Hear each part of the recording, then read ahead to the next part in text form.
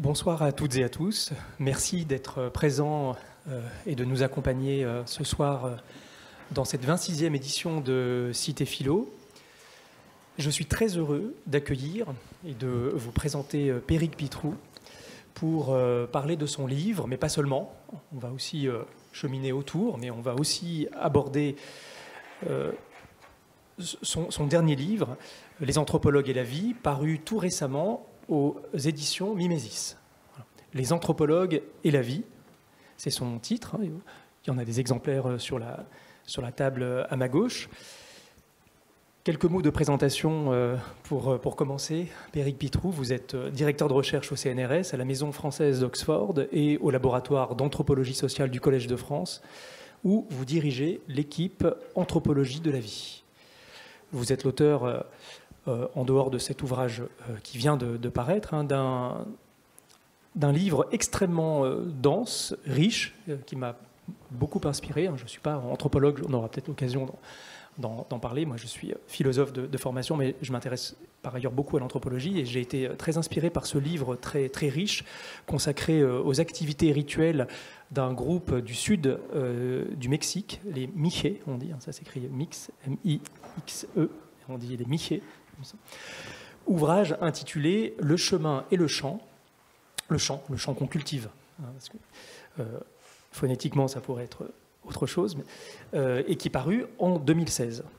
Alors je m'empresse de préciser que cette rencontre s'inscrit dans le cadre de Cité Philo, donc, et plus particulièrement de notre thème « Nous, vivants », vous l'avez sur l'affiche de Cité Philo, et que l'enjeu de cette discussion entre nous sera de découvrir et de préciser en quoi l'anthropologie peut nous apprendre quelque chose de notre rapport à la vie, aux vivants, aux êtres vivants, d'une manière générale.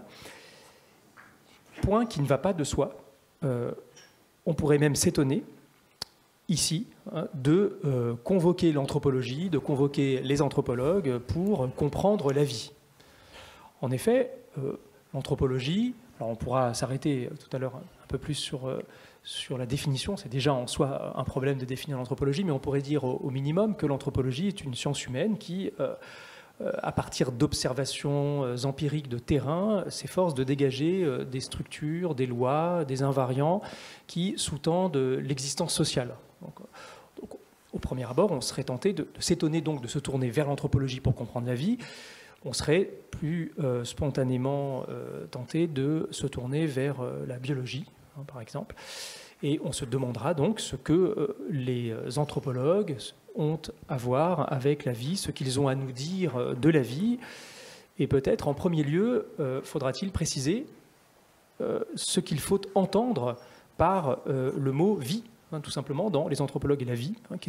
Que recouvre ce mot, que recouvre ce terme, quel sens précis faut-il lui donner? Parce que vous le mentionnez alors, à plusieurs reprises dans votre livre, qui se présente comme, je le dis d'emblée, il y a 16 chapitres, je crois, qui se présente comme une galerie de portraits, on pourrait dire, à travers des ouvrages d'anthropologues. Vous abordez différentes approches anthropologiques contemporaines de la vie à travers des noms propres, comme alors Philippe Descola, comme Françoise Héritier, comme Marilyn Strathern. Voilà, il y en a des connus et moins connus, voilà, des figures un peu plus...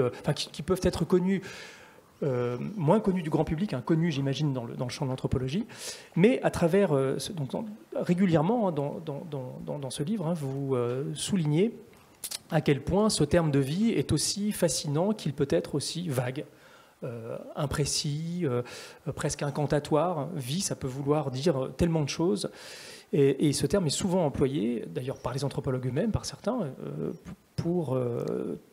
forger de belles formules, de belles expressions qui sont très suggestives, mais au fond, auxquelles on a du mal à faire correspondre un sens précis, un sens en tout cas scientifiquement, je dirais, contrôlable par rapport à une réalité qui serait rigoureusement décrite dans l'observation.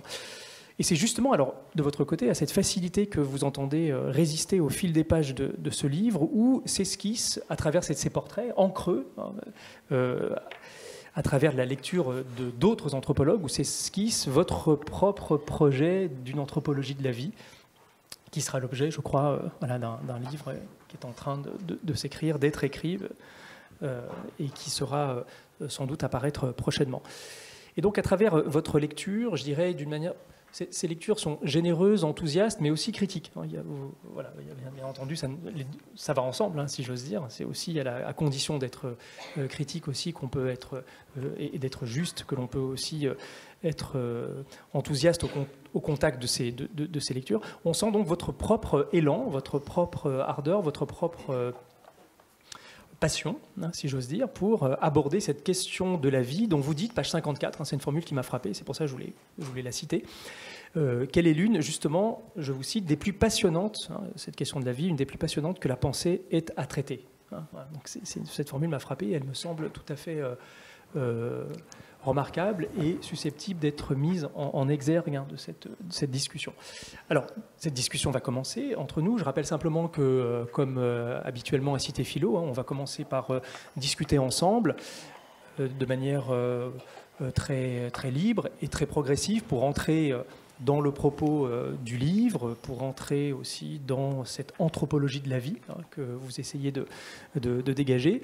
Mais bien entendu, très rapidement, vous aurez l'occasion de vous-même de poser des questions à Péric Pitrou qui vous répondra à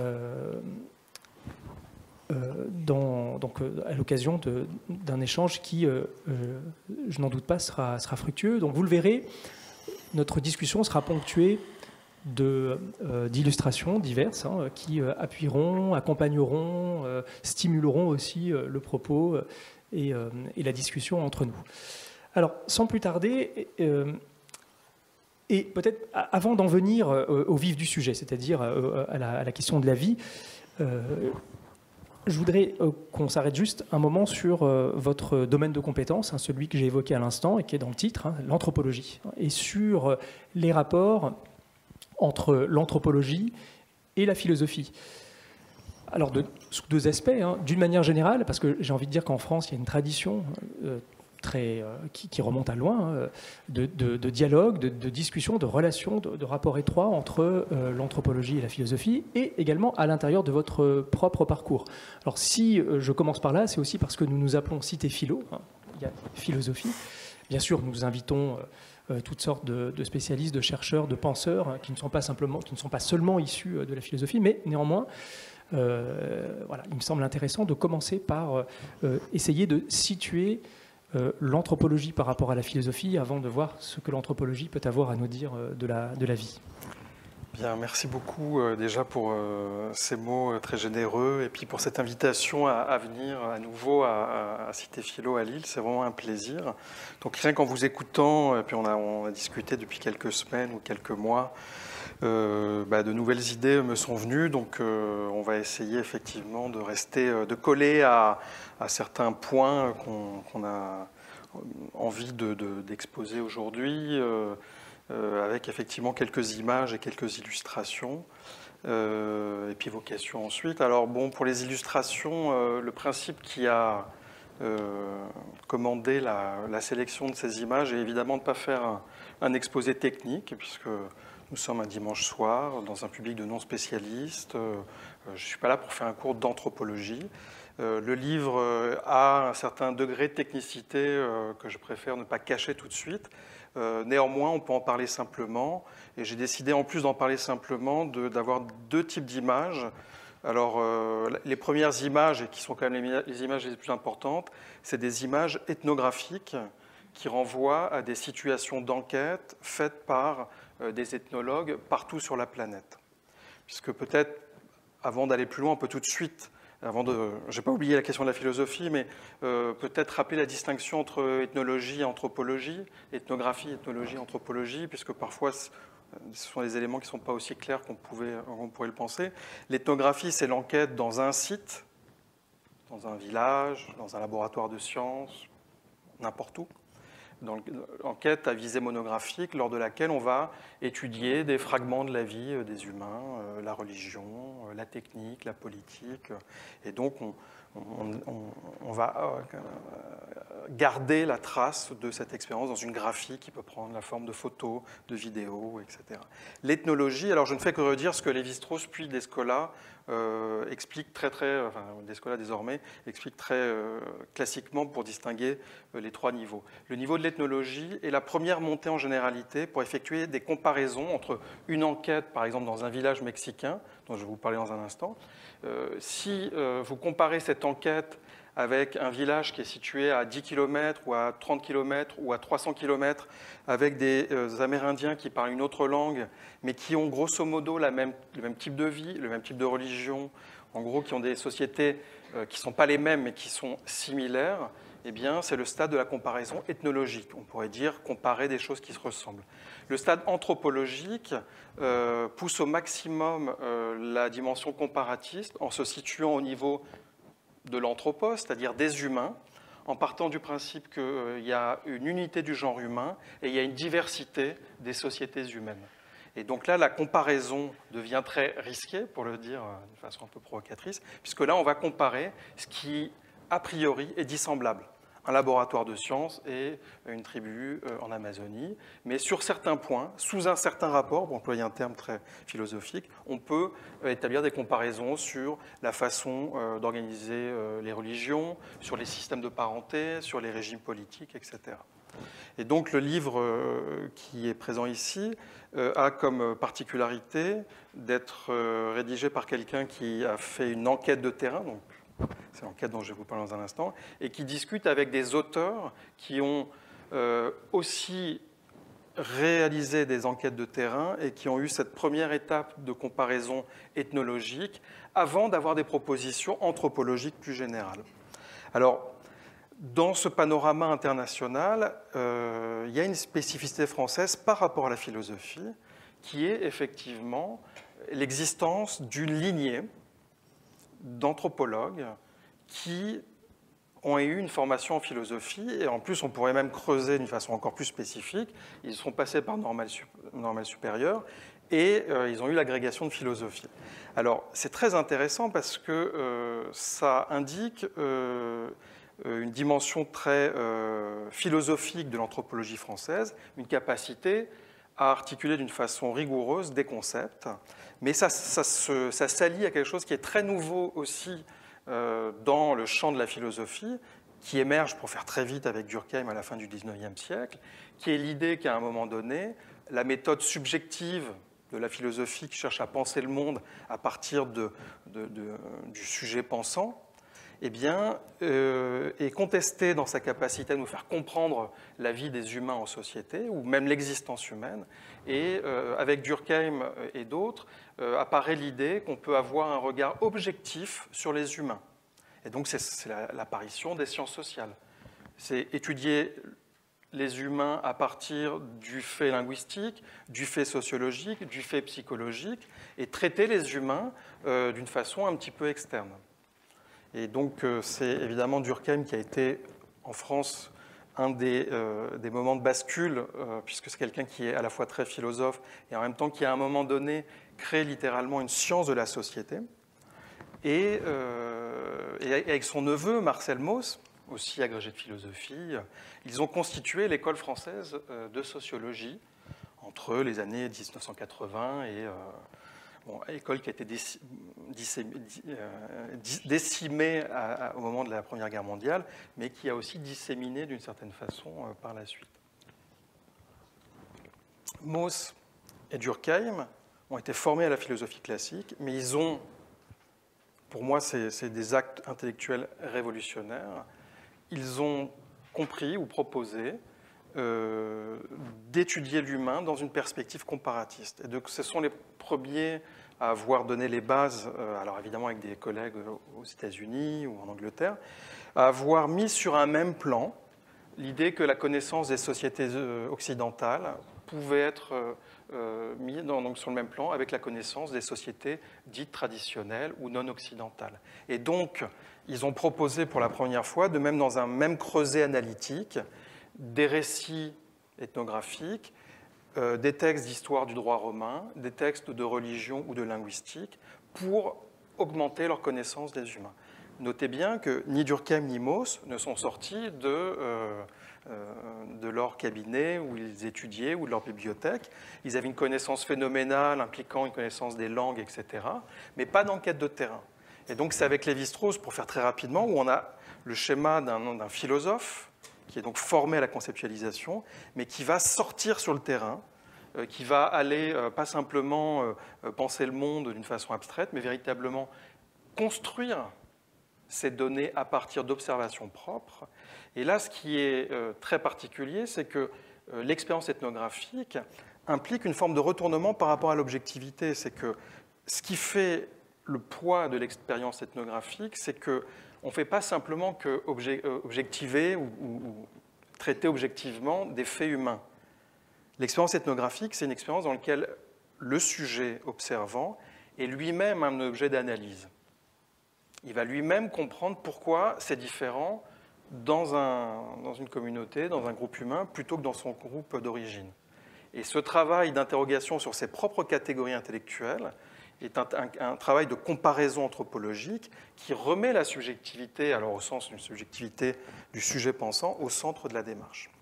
Et donc, à la suite de Lévi-Strauss, il y a évidemment plusieurs anthropologues qui ont eu ce parcours à la fois très philosophique, mais aussi de confrontation aux données empiriques. Bourdieu, avec des travaux magnifiques faits en Algérie, Philippe Descola, François Héritier et évidemment Maurice Godelier.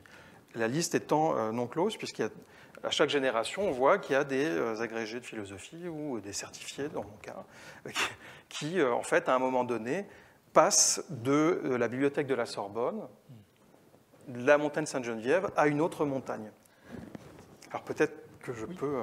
Alors justement, à l'intérieur de votre propre parcours, vous-même, vous êtes passé de la philosophie, qui a été un premier moment dans votre formation, à un terrain, et peut-être d'ailleurs que ce point sur lequel on va s'arrêter quelques minutes, parce que c'est intéressant de voir dans votre propre parcours comment a eu lieu cette rencontre avec l'anthropologie, avec l'ethnographie d'ailleurs. Ça va nous permettre dans un deuxième temps aussi d'arriver à la question de la vie. D'accord, très bien. Alors, je n'ai pas donné le deuxième élément d'explication concernant les images. Donc, j'ai choisi quelques images, comme on est entouré plus ou moins d'êtres vivants, enfin d'anciens êtres vivants dans le musée d'histoire naturelle. J'ai aussi parsemé la présentation de quelques images d'animaux, avec cette idée aussi que c'est prouvé maintenant que certaines images de petits chats nous donnent un sentiment de plaisir. Donc, c'est pour agrémenter le côté un peu théorique de quelque chose de plus agréable à regarder. Alors effectivement, après avoir passé des années à la bibliothèque Sainte-Geneviève ou à la bibliothèque de la Sorbonne, à lire et à lire encore, et avoir commencé à enseigner dans un lycée, j'ai découvert le Mexique lors d'un voyage qui est devenu une année de disponibilité un petit peu forcée que j'ai décidé de prendre. Et j'ai été d'abord enthousiasmé par à la fois les paysages du Mexique, la culture du Mexique, la nourriture. Enfin, c'était une expérience de l'altérité à laquelle je n'étais pas préparé. Et ça a eu lieu en 1998. Je suis revenu en France et j'ai continué à enseigner dans le secondaire pendant plusieurs années, jusqu'au moment où, comme je partais tous les étés au Mexique, je me suis dit, mais pourquoi pas étudier quelque chose qui est en lien avec le Mexique. C'est une recherche faite d'abord sur un désir personnel, une sorte de curiosité intellectuelle, qui m'a conduit en fait à rencontrer Philippe Descola à l'EHESS et au Collège de France, et à voir en fait qu'une forme d'insatisfaction que j'avais entre l'impression de jamais être très bon pour théoriser et puis le plaisir de voyager. Je me suis rendu compte que je pouvais avoir une théorisation peut-être moins abstraite que la philosophie et en même temps le plaisir de la découverte en faisant de l'anthropologie. Et donc, quand j'ai assisté au cours de Philippe Descola, ça m'a incité à m'inscrire en thèse sous sa direction, avec un accord initial qui est celui qu'il avait avec tous ses étudiants, qui est de faire des terrains de longue durée, pas simplement d'aller... Alors au début, d'ailleurs, j'ai tenté, je me dis... j'ai prévu de partir 2-3 mois l'été, je reviendrai. Et puis, dans mon esprit, je me disais, je vais encore garder la bibliothèque à portée de main. Il dit non, il faut partir 2 ans sur le terrain et ne pas revenir. Et ça a été le meilleur conseil, la meilleure obligation, parce qu'en passant 2 ans sur le terrain, non seulement on a des données qui sont qu'on ne peut pas avoir si on reste un an, même si la quantité n'est pas forcément mécaniquement un gain de connaissances, malgré tout, on rentre dans la vie locale, on comprend, dans mon cas j'ai appris une langue amérindienne, donc lorsque j'ai vécu... alors là, la photo que je vous montre, c'est donc le village de Santa Maria Tlahuitoltepec, sur lequel j'ai posé le pied pour la première fois le 25 mai 2005, et j'y ai vécu pendant quasiment 2 ans, en sillonnant un peu la région. Et donc c'est un village dans lequel vivent un groupe amérindien Miré, donc qui représente à peu près 100 000 locuteurs de cette langue. Et dans le village, il y a 3 000 habitants dans le centre-ville, dans lequel les voitures, l'électricité, l'État, l'Église, les réseaux connectés sont présents. Et 9 000 habitants habitent dans les petits hameaux disséminés autour. Et en dépit de ce contraste entre des conditions de vie très traditionnelles et très modernes en quelque sorte, quelques jours après mon arrivée, alors que j'avais un autre sujet en tête, j'ai compris qu'il y avait une pratique sociale massive, répétitive et fondamentale pour la structuration de la société, qui consistait à faire des sacrifices au sommet de la montagne, en sacrifiant des volailles pour demander de l'aide à des entités non humaines, à des dieux si vous voulez, pour qu'elles apportent leur soutien dans des contextes agricoles, thérapeutiques, en lien avec le cycle de vie ou aussi des contextes politiques.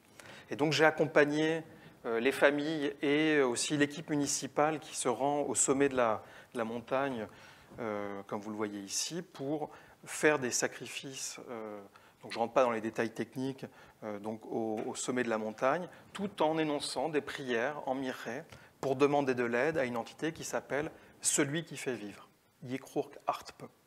Et donc c'est en apprenant la langue miré, en retranscrivant les prières entendues en miré, puis en les traduisant en espagnol, puis en les traduisant en français, parfois en anglais aussi, et à chaque traduction, j'ai découvert de nouvelles dimensions de la complexité de ce à quoi j'assistais, que je me suis dit, là, il y a quelque chose qui ressemble à une conception de la vie, qui dépend d'un pouvoir qui n'est pas le pouvoir des humains, puisque tout seuls, ils ne peuvent pas produire la vie. Ils ont besoin qu'une entité non humaine, techniquement on appelle parfois maintenant une métapersonne, vienne apporter son aide. Et donc ça a été ma première entrée empirique pour réfléchir à l'action de celui qui fait vivre chez les Miré. Et donc le résultat de cette enquête de longue durée est présenté dans Le chemin et le champ.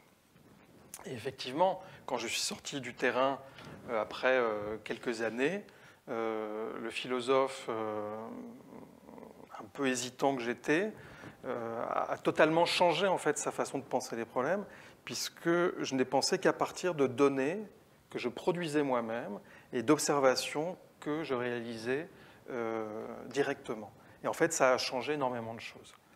Et donc, c'est dans cette direction que je suis passé de la philosophie à l'anthropologie. Et aussi à une anthropologie de la vie, hein, puisqu'on voit immédiatement à travers les prières qui sont adressées à cette entité, hein, que c'est celui qui fait vivre, il est question de la vie. Oui. Alors justement, on pourrait s'arrêter sur ce mot, sur ce concept, alors, pour essayer de donner un peu plus de sens. La première chose, on a parlé de Philippe Descola tout à l'heure. Quelle distinction? Alors, on pourrait commencer par une première distinction, en essayant de comprendre ce qui est en jeu dans une anthropologie de la vie, en essayant de distinguer vie et nature, c'est-à-dire en quoi une anthropologie de la vie n'est pas une anthropologie de la nature. Alors peut-être pour répondre en même temps à cette question et peut-être à une autre qui serait quelle serait la distinction entre vie et vivant. Oui. Je vais effectivement parler de Philippe Descola parce que il apporte des éléments fondamentaux. Juste pour conclure sur l'expérience du terrain, le nom donné à cette entité, celui qui fait vivre, quand il est décomposé et analysé, il indique en fait qu'il y a le fait d'être vivant, qui est désigné dans le langage, et il y a le fait de faire vivre, qui est aussi désigné avec, alors en termes techniques, on appelle ça un causatif, yek.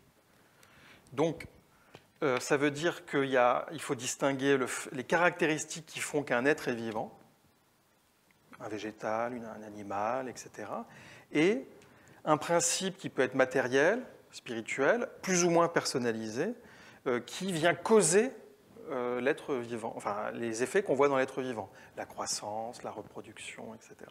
Et donc cette distinction m'a semblé cruciale chez les Mirré. Et pour vous, elle est cruciale parce qu'elle n'est pas, ça pas simplement une vue de l'esprit. C'est-à-dire que lorsque vous semez du maïs,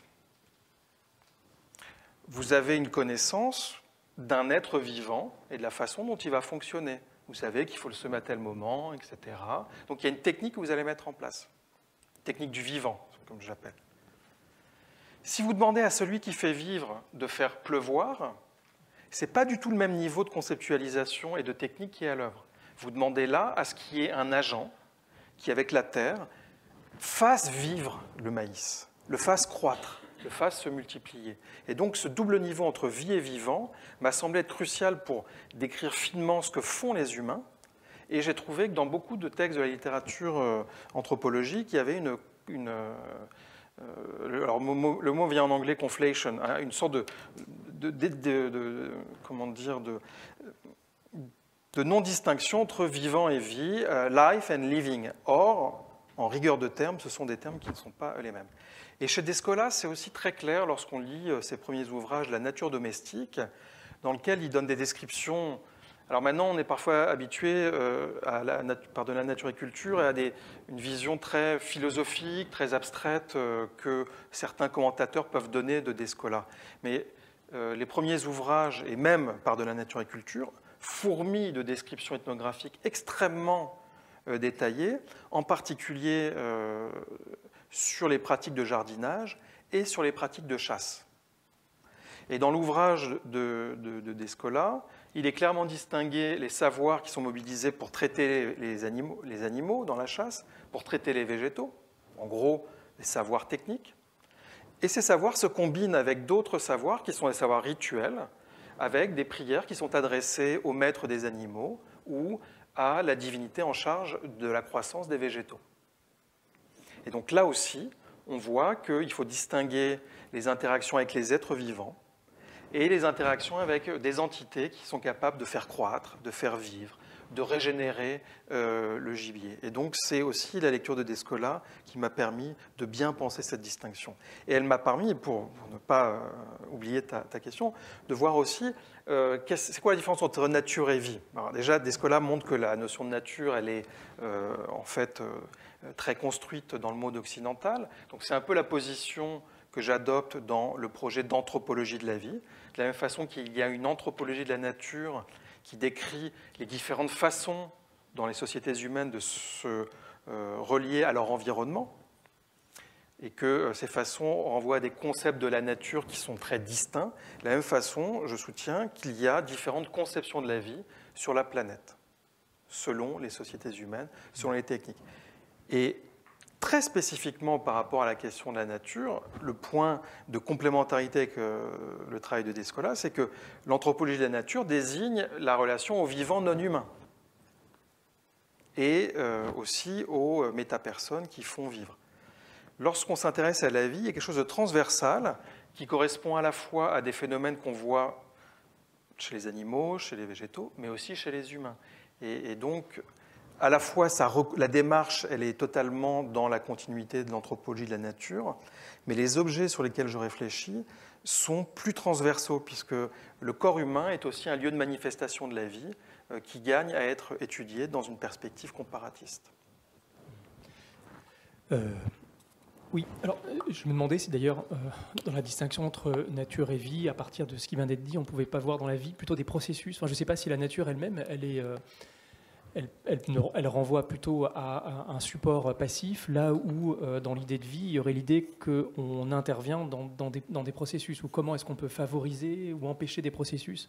Enfin, je ne sais pas si ça peut éclairer. Tout à fait, oui. Et c'est sûr que finalement, le maïs, la croissance du maïs, c'est un processus. Tout à fait. Plutôt que effectivement une vision tranchée entre culture humaine et nature non humaine, ce que montre très bien la nature domestique et aussi par de la naturiculture, c'est cette idée de processus et en particulier avec plusieurs collègues dans l'équipe Anthropologie de la vie, on a approfondi l'idée qu'il convient de décrire en fait une imbrication de différents processus. D'une part les processus techniques et d'autre part les processus vitaux. Alors, sans faire une analyse trop approfondie de ce qu'est un processus, on peut en retenir que c'est une forme de devenir temporel qui implique des séquences, qui fait que, au début, par exemple, la graine de maïs que vous avez plantée, ça va devenir un épi. Donc il y a un processus vital. Mais ce processus vital, il implique aussi un processus technique, puisqu'il faut que vous semiez la graine, que vous nettoyiez la parcelle, que vous veniez à un moment sortir les billes et puis cuisiner. Donc, en fait, pour l'anthropologie, il y a un intérêt à décrire la continuité, l'imbrication entre les processus techniques et les processus vitaux. Et c'est là où la slide que j'ai faite il y a quelques mois et que on m'a dit qu'il était très parlante, je peux en parler maintenant. Je l'ai faite un peu par hasard en vitesse pour aller à une conférence. Et puis, je pense qu'elle a un effet comme ça, non voulu. Alors, qu'est-ce que je veux illustrer avec cette image-là ? Je veux illustrer le fait qu'il serait simple de distinguer les artefacts et les organismes, ou les êtres vivants. Et il y a même des théories de psychologie cognitive, en particulier un auteur comme Scott Atran, qui a expliqué à un moment qu'il y avait des modules dans l'esprit qui s'activaient et qui n'étaient pas les mêmes selon qu'on regarde un objet, un artefact, ou qu'on regarde un être vivant. Pour le faire bref, si vous regardez un objet, vous demandez à quoi ça sert. Si vous regardez un être vivant, vous vous dites, cet être vivant, s'il se reproduit, il y aura un être vivant qui aura un peu la même essence, pour employer un terme technique. Donc c'est cette opposition qui est une vue de l'esprit, alors qui correspond malgré tout à des inférences, hein, c'est certain, que l'observation directe des pratiques humaines, eh bien, cette distinction, elle semble être continuellement surmontée. Alors elle l'est déjà, puisque dans toutes les sociétés humaines, là je vous donne des exemples actuels, vous voyez que des êtres vivants sont l'objet d'une technique qui va les artificialiser, et parallèlement, des objets non vivants, selon une catégorie biologique, eh bien, sont tellement connectés à un organisme que finalement, la globalité conduit à mieux penser les barrières entre vivants et non vivants, artefacts et organismes. Mais tout ça n'est pas quelque chose de nouveau. Et en fait, ce que nous apprend l'ethnologie, c'est que partout sur la planète, il y a un jeu très subtil dans lequel je ne peux pas rentrer, dans la description de laquelle je ne peux pas rentrer ici, entre les artefacts et les êtres vivants. Et pour ça, la discussion que j'ai pu avoir avec Ludovic Coupaille, qui est un collègue ethnologue et anthropologue qui travaille à Londres et qui a mené des enquêtes de terrain chez les Abélames de Papouasie-Nouvelle-Guinée, le dialogue avec Ludovic Coupaille a été très très important. Il a décrit des pratiques de ces populations d'horticulteurs qui consistent à recueillir les ignames, à les peindre, à les orner, à les présenter sur la place du village, où les ignames, alors ça peut être masculin ou féminin, donc les ignames sont évalués, comme vous le voyez dans la photo à droite, par d'autres jardiniers, comme dans un concours. Vous savez, il y a parfois des concours de la plus belle pomme de terre, de la plus belle courgette. Bon, c'est un peu ça qui est évalué, voilà. Et donc, en fait, ce qui est évalué, c'est à la fois les talents du jardinier, sa capacité à mobiliser les dieux pour qu'ils aident à bien faire pousser. Évidemment, il y a un rapport d'analogie entre un corps humain et ces ignames. Et donc, il y a en tout cas sans rentrer dans les détails, on peut retenir, comme le titre l'indique, growing artifacts, c'est-à-dire des artefacts qui vont croître. Il y a un jeu entre technique et vie qui est vraiment présent dans beaucoup de sociétés, à la fois la continuité entre les actions techniques et les processus vitaux, et un jeu quasiment universel d'analogie entre les artefacts et les êtres vivants. Alors, analogies qui vont dans plusieurs sens. Alors là, je vous montre des exemples en Amazonie d'une anthropologue qui s'appelle Else Lagrou, qui fait écho à un ouvrage qui s'appelle The Occult Life of Things de Fernando Santos Granero, qui montre que dans le monde amazonien, il y a un cadre de fabrication des humains et des objets qui est similaire, tant et si bien qu'il n'est pas rare, quand vous avez en fait un objet qui est traité comme un être vivant, il n'est pas rare qu'on puisse observer une façon de traiter un être vivant comme un objet. Et donc c'est ce que les anthropologues étudient, c'est justement ces corrélations entre des pratiques sur les corps, des pratiques sur des objets. Et dans le sillage de Marcel Mauss, en fait, ce qu'on essaye d'étudier en anthropologie, c'est les relations entre des dimensions de la pratique qui sont apparemment détachées les unes des autres.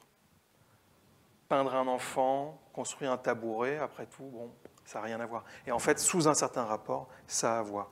Donc c'est aussi ce genre de fait que, indépendamment de l'activité rituelle qui permet de mettre en relief les théories d'agents qui produisent la vie, le traitement concret des organismes et des artefacts permet de comprendre aussi des théories vernaculaires, des théories de la vie. Alors, du coup, on peut faire peut-être un pas de plus, du coup, en se demandant dans quelle mesure la vie constitue un objet pour l'anthropologie. En écoutant tout ce qui vient d'être dit et décrit en termes de matériaux, en termes de recherche à travers les différents exemples, c'est qu'on voit qu'il n'y a pas forcément il n'y a plus parler d'imbrication. Hein. Il y a ce qui va intéresser l'anthropologue, hein, si on cherche à distinguer de l'anthropologie et la biologie, justement, c'est pas le même point de vue sur la vie, c'est pas le même rapport à la vie. Et en particulier, du point de vue de l'anthropologie, on peut plus faire de distinction entre la pratique, les pratiques humaines, les initiatives que les hommes font sur les êtres vivants sur lesquels ils agissent. C'est-à-dire qu'il y a une continuité entre vie et technique, enfin, si on cherche à essayer de nommer les choses. Donc, voilà, il y a plus, un peu comme Descola qui travaille justement, qui montre que la distinction nature-culture n'a pas de sens, peut-être que celle entre vie et technique ou vie-artifice elle-même n'a plus de sens. Alors c'est sûr qu'il y a des frontières poreuses, je ne sais pas si elle a plus de sens, en tout cas c'est sûr que dans certaines situations elle est comme abolie. Donc, oui, une continuité peut-être. En tout cas c'est des frontières qui sont travaillées. En tout cas ce qui est certain pour répondre à votre question, c'est que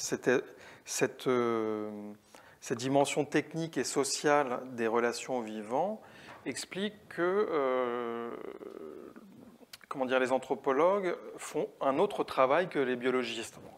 Ça tombe sous le sens, mais on pourrait se dire, si on parle de la vie, quelque part, on devrait faire plus ou moins la même chose. Ou peut-être on pourrait dire, mais les anthropologues, de quel droit ils vont aborder la vie, puisque c'est le travail des biologistes. Alors, parce que font les biologistes? On est dans un musée d'histoire naturelle. Il y a plusieurs activités, mais enfin, il y en a une qui a consisté à classifier la diversité des êtres vivants, voir comment ils évoluent au cours du temps, trouver des principes, et on revient à la question de la vie, c'est-à-dire qu'il y a la biologie, ou les sciences de la vie, distingue le niveau du fonctionnement des organismes et la mise en évidence de principes généraux qui vont s'appliquer à tous les organismes et qui ont une dimension transindividuelle. L'évolution, c'est une théorie de la vie. C'est-à-dire que l'évolution, elle est pas. Vous pouvez en voir les marques dans un organisme, mais c'est un niveau qui est beaucoup plus complexe. La transmission des gènes, l'organisation cellulaire sont aussi des traits communs à tous les êtres vivants qui supposent un degré de généralisation.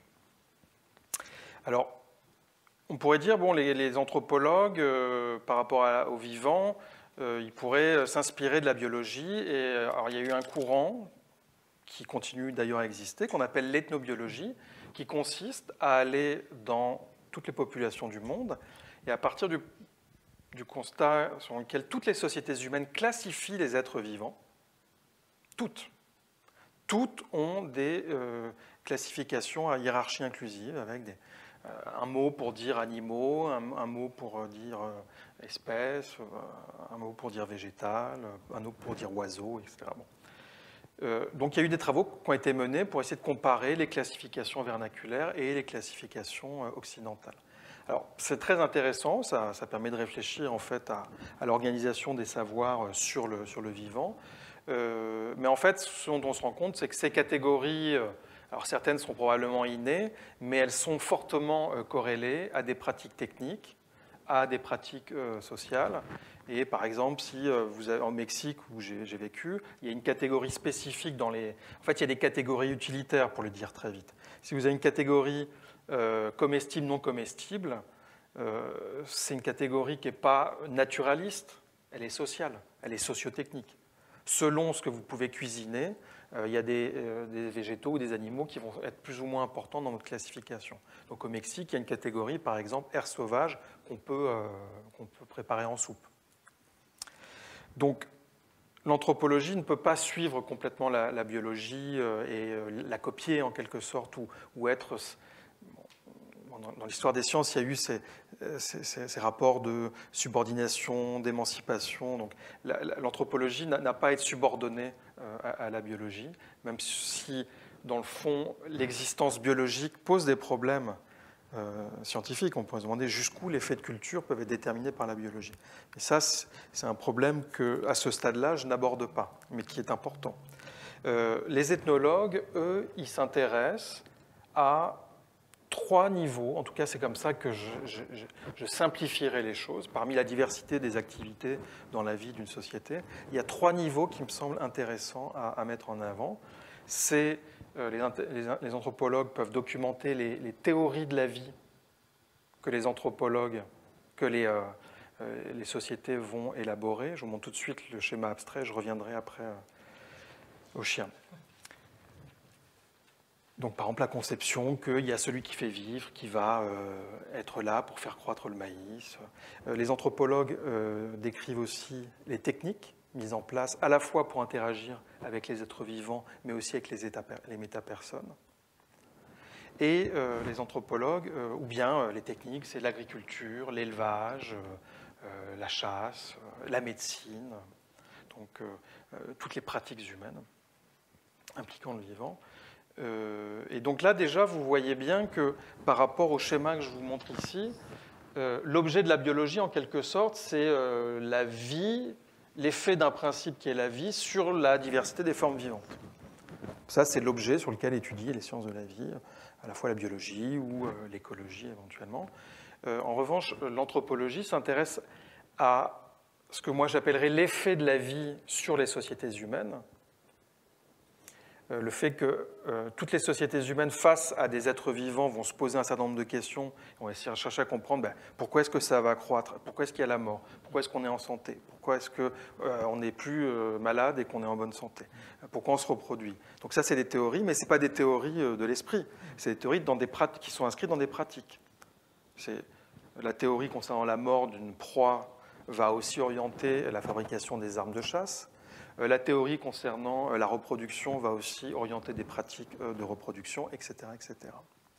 Et donc on voit bien que le niveau de description, qui est en gros les représentations intellectuelles engagées dans des pratiques techniques qui impliquent le vivant, ce n'est pas du tout quelque chose que les biologistes peuvent décrire. Ce n'est pas leur job, c'est les anthropologues qui peuvent le faire. Alors ils peuvent d'autant plus le faire qu'il y a un niveau qui est fondamental, c'est le niveau des institutions.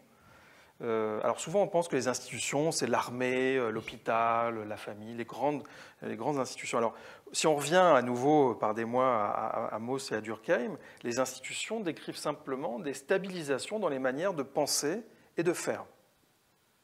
Qu'est-ce que ça veut dire ? Si il y a un régime de parenté dans une société, c'est une institution. S'il y a une manière de cultiver le maïs dans une société, c'est une institution. S'il y a par exemple des pratiques sacrificielles, c'est une institution, c'est-à-dire quelque chose qui n'est pas fait simplement dans une famille, mais qui est fait à une échelle d'un territoire et éventuellement pendant une période de longue durée. Donc c'est ça, les institutions, elles peuvent être plus ou moins stabilisées Par exemple, je ne sais pas moi, travailler chez soi devant son ordinateur, c'est une institution qui est en train d'émerger. Peut-être que ça deviendra plus institué, mais c'est en train de... En tout cas, il y a un niveau de stabilisation des organisations sociales que les anthropologues aussi ont, par définition, appris à décrire. Concernant le vivant, qu'est-ce que ça veut dire? On ne s'intéresse pas simplement à la façon de traire une vache.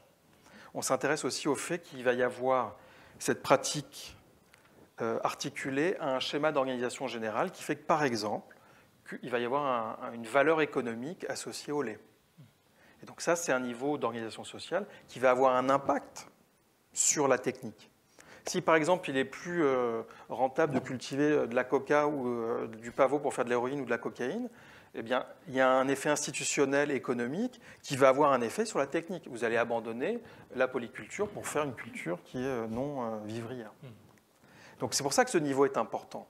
Et ce niveau, il implique à la fois des règles économiques, mais il implique aussi des règles, on va dire, normatives, qu'elles relèvent de la morale, de la religion ou de la loi. 2 exemples, ou 3. La technique consistant à préparer de la viande, c'est simple. Le fait qu'il y ait des interdits alimentaires par rapport à telle ou telle viande, c'est le niveau institutionnel. C'est-à-dire que les humains ne font pas tout ce qu'ils peuvent techniquement faire avec les êtres vivants. Il y a des choses qu'ils s'interdisent de faire et des choses qu'ils vont faire d'une façon privilégiée. Donc selon les sociétés, c'est là où l'anthropologie, dans sa dimension comparatiste, peut voir qu'il y a des choix, et c'est pour ça que là la grammaire d'action de Descola est fondamentale, il y a des choix qui vont être faits pour, par exemple, décider de consommer ou de ne pas consommer certaines alimentations. Parmi les institutions naissantes, quand vous voyez le nombre de personnes qui cessent de manger de la viande dans les sociétés occidentales, il n'y a pas encore un cadre institutionnel. Mais peut-être qu'il y en aura un à un moment donné. Mais c'est déjà une institution, c'est-à-dire que le végétarisme est déjà quelque chose qui fait changer les manières d'agir. 2 autres exemples qui sont d'actualité, qui le sont toujours plus ou moins, c'est l'avortement et l'euthanasie. Le début de la vie et la fin de la vie. Là, encore une fois, les techniques mises en place pour avorter ou pour permettre à quelqu'un de mourir à la fin de sa vie sont très simples à mettre en place. Mais le cadre institutionnel normatif, qu'il soit religieux ou légal, eh bien, est variable sur les sociétés, donne lieu à beaucoup de questions. Et c'est pour ça que l'anthropologie de la vie est aussi une anthropologie qui cherche à penser pas simplement la vie dans les sociétés traditionnelles, mais l'évolution des biotechniques et l'évolution aussi des cadres normatifs qui, dans toutes les sociétés, sont confrontés en fait à des choix continuels. Alors, le chien, du coup, avec sa laisse. Alors, le chien avec sa laisse. Eh bien, si on retire de cette délimitation d'un domaine, qui est donc le domaine de l'anthropologie de la vie, ça veut dire qu'on s'éloigne de ce que j'appellerais le biocentrisme. L'anthropologie de la vie n'a pas étudié les êtres vivants d'une façon privilégiée, même si, évidemment, il faut en tenir un peu compte. Mais pas que, puisque, d'où l'exemple que je vous montre ici, vous pouvez tout aussi bien, en regardant par exemple le changement des formats de laisse, découvrir des changements de conception de nos relations aux vivants qui ont quoi, une vingtaine d'années à tout casser. Donc l'anthropologie de la vie ne s'intéresse pas simplement à des organismes vivants, elle cherche aussi à voir les techniques avec lesquelles les humains vont interagir avec ces organismes. Et ces techniques ne sont pas simplement, je dirais, des manières efficaces de faire telle ou telle chose. Ça renvoie aussi à des conceptions plus profondes qui peuvent se stabiliser. En l'occurrence, là, on voit bien qu'il y a eu le passage d'un moment où on attache le chien juste pour qu'ils obéissent, à un moment où on attache le chien pour pas, il ne faut pas qu'il ait mal, qu'il soit étranglé. Ça se traduit aussi au niveau institutionnel avec le changement de statut juridique des animaux. Donc c'est ces objets-là, être vivant, théorie de la vie, technique du vivant, institution du vivant, que je propose d'étudier dans la mesure où, dans l'espace épistémique délimité ici, ce qui compte, ce n'est pas les théories toutes seules, les techniques toutes seules ou les institutions toutes seules, c'est leur corrélation. Donc la vie est un objet pour l'anthropologie dans la mesure où elle suscite cette activité théorique, technique et institutionnelle que les anthropologues documentent depuis l'origine de la discipline. Ce qui est aussi un point important, c'est que, peut-être pour revenir sur le titre, les anthropologues et la vie, un des objectifs, c'est de réfléchir à la façon dont on peut s'instruire des enquêtes ethnographiques menées par d'autres anthropologues et participer à une activité collective de production des savoirs. Parce qu'il y a plusieurs anthropologues sur lesquels, effectivement, je tape un petit peu, parce qu'il faut parfois qu'il y ait aussi un petit peu de, je dirais, de dispute au sens intellectuel. Il y a des anthropologues qui arrivent et qui disent « moi, j'ai une théorie de la vie ». Voilà. Et puis, alors, ils donnent leur théorie de la vie, et puis on n'aura pas le temps d'en parler aujourd'hui, mais et donc, alors, ils donnent une théorie de la vie, c'est un peu apprendre ou à laisser, et la particularité de cette théorie de la vie, c'est que c'est une théorie qui est un peu biologique, et il n'y a aucune définition de technique, et il n'y a aucune définition des cadres sociaux des relations aux vivants. Donc du point de vue de l'anthropologie, même si ce sont des anthropologues, je pense qu'il y a quelque chose qui est tout à fait insatisfaisant. Oui. Une question qui me vient aussi en comparant ou en confrontant l'anthropologie et la biologie, c'est la suivante, est-ce que la distinction entre croyance et savoir, elle a une pertinence ici? C'est-à-dire, est-ce que, par exemple, est-ce qu'on peut donner le même statut? Est-ce qu'on peut dire parce que tout à l'heure, je crois que vous avez employé l'expression de savoir rituel.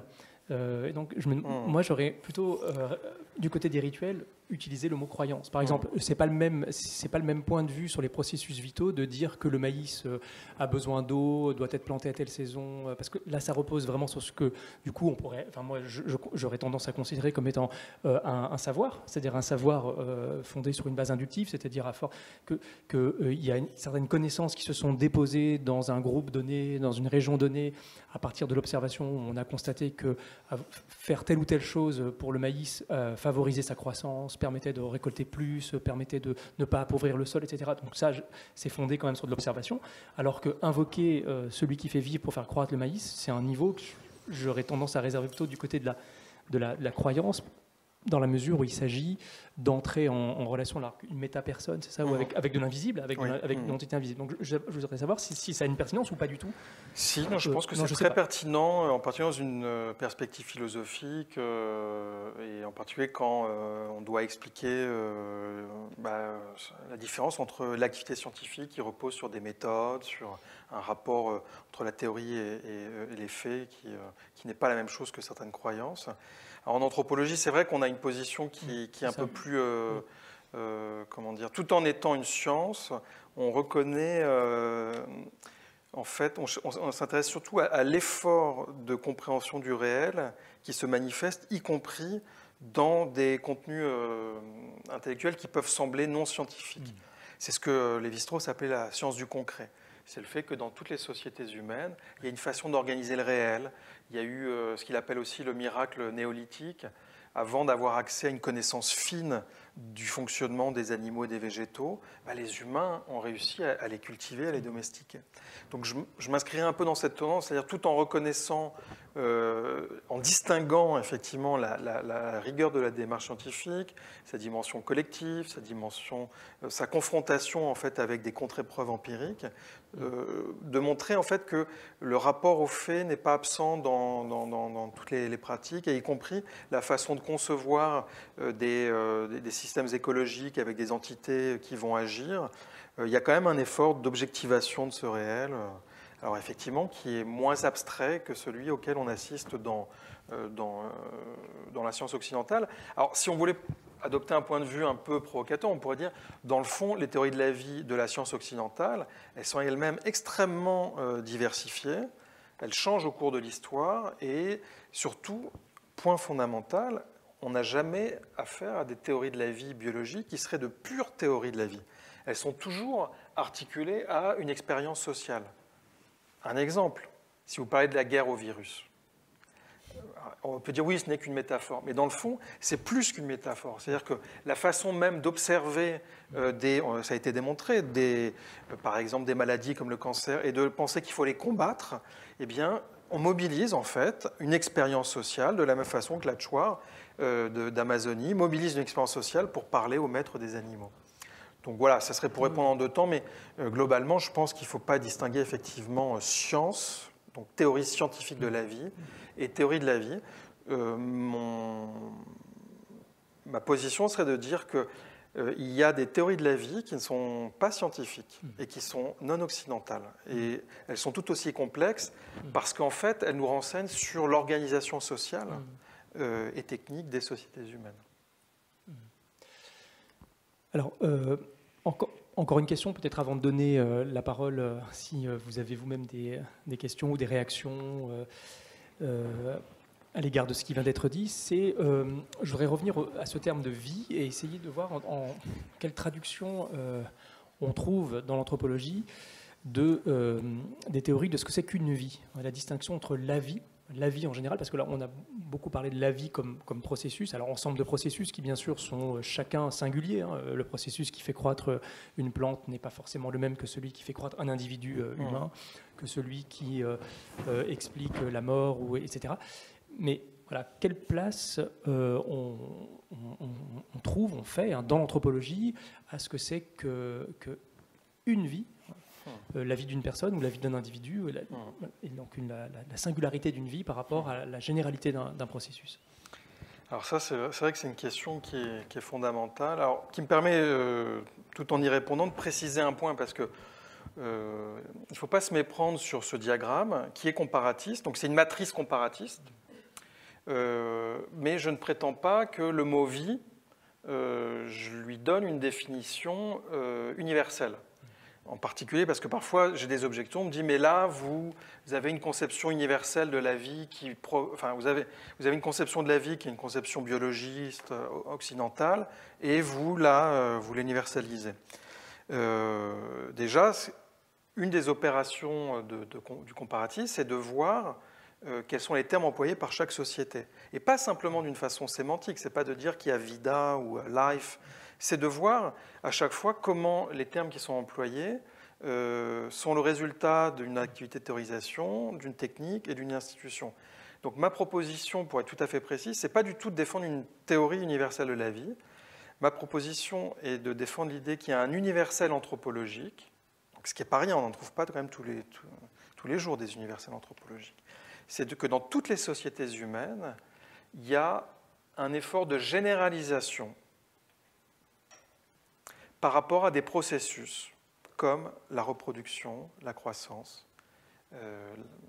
Alors, la liste n'est pas terminée, justement. C'est-à-dire qu'il y a certains phénomènes que les humains n'ont pas pu éviter de constater, donc naissance, reproduction, mort, maladie, régénération, etc. Donc il y a un ensemble de phénomènes que les sociétés donc, observent.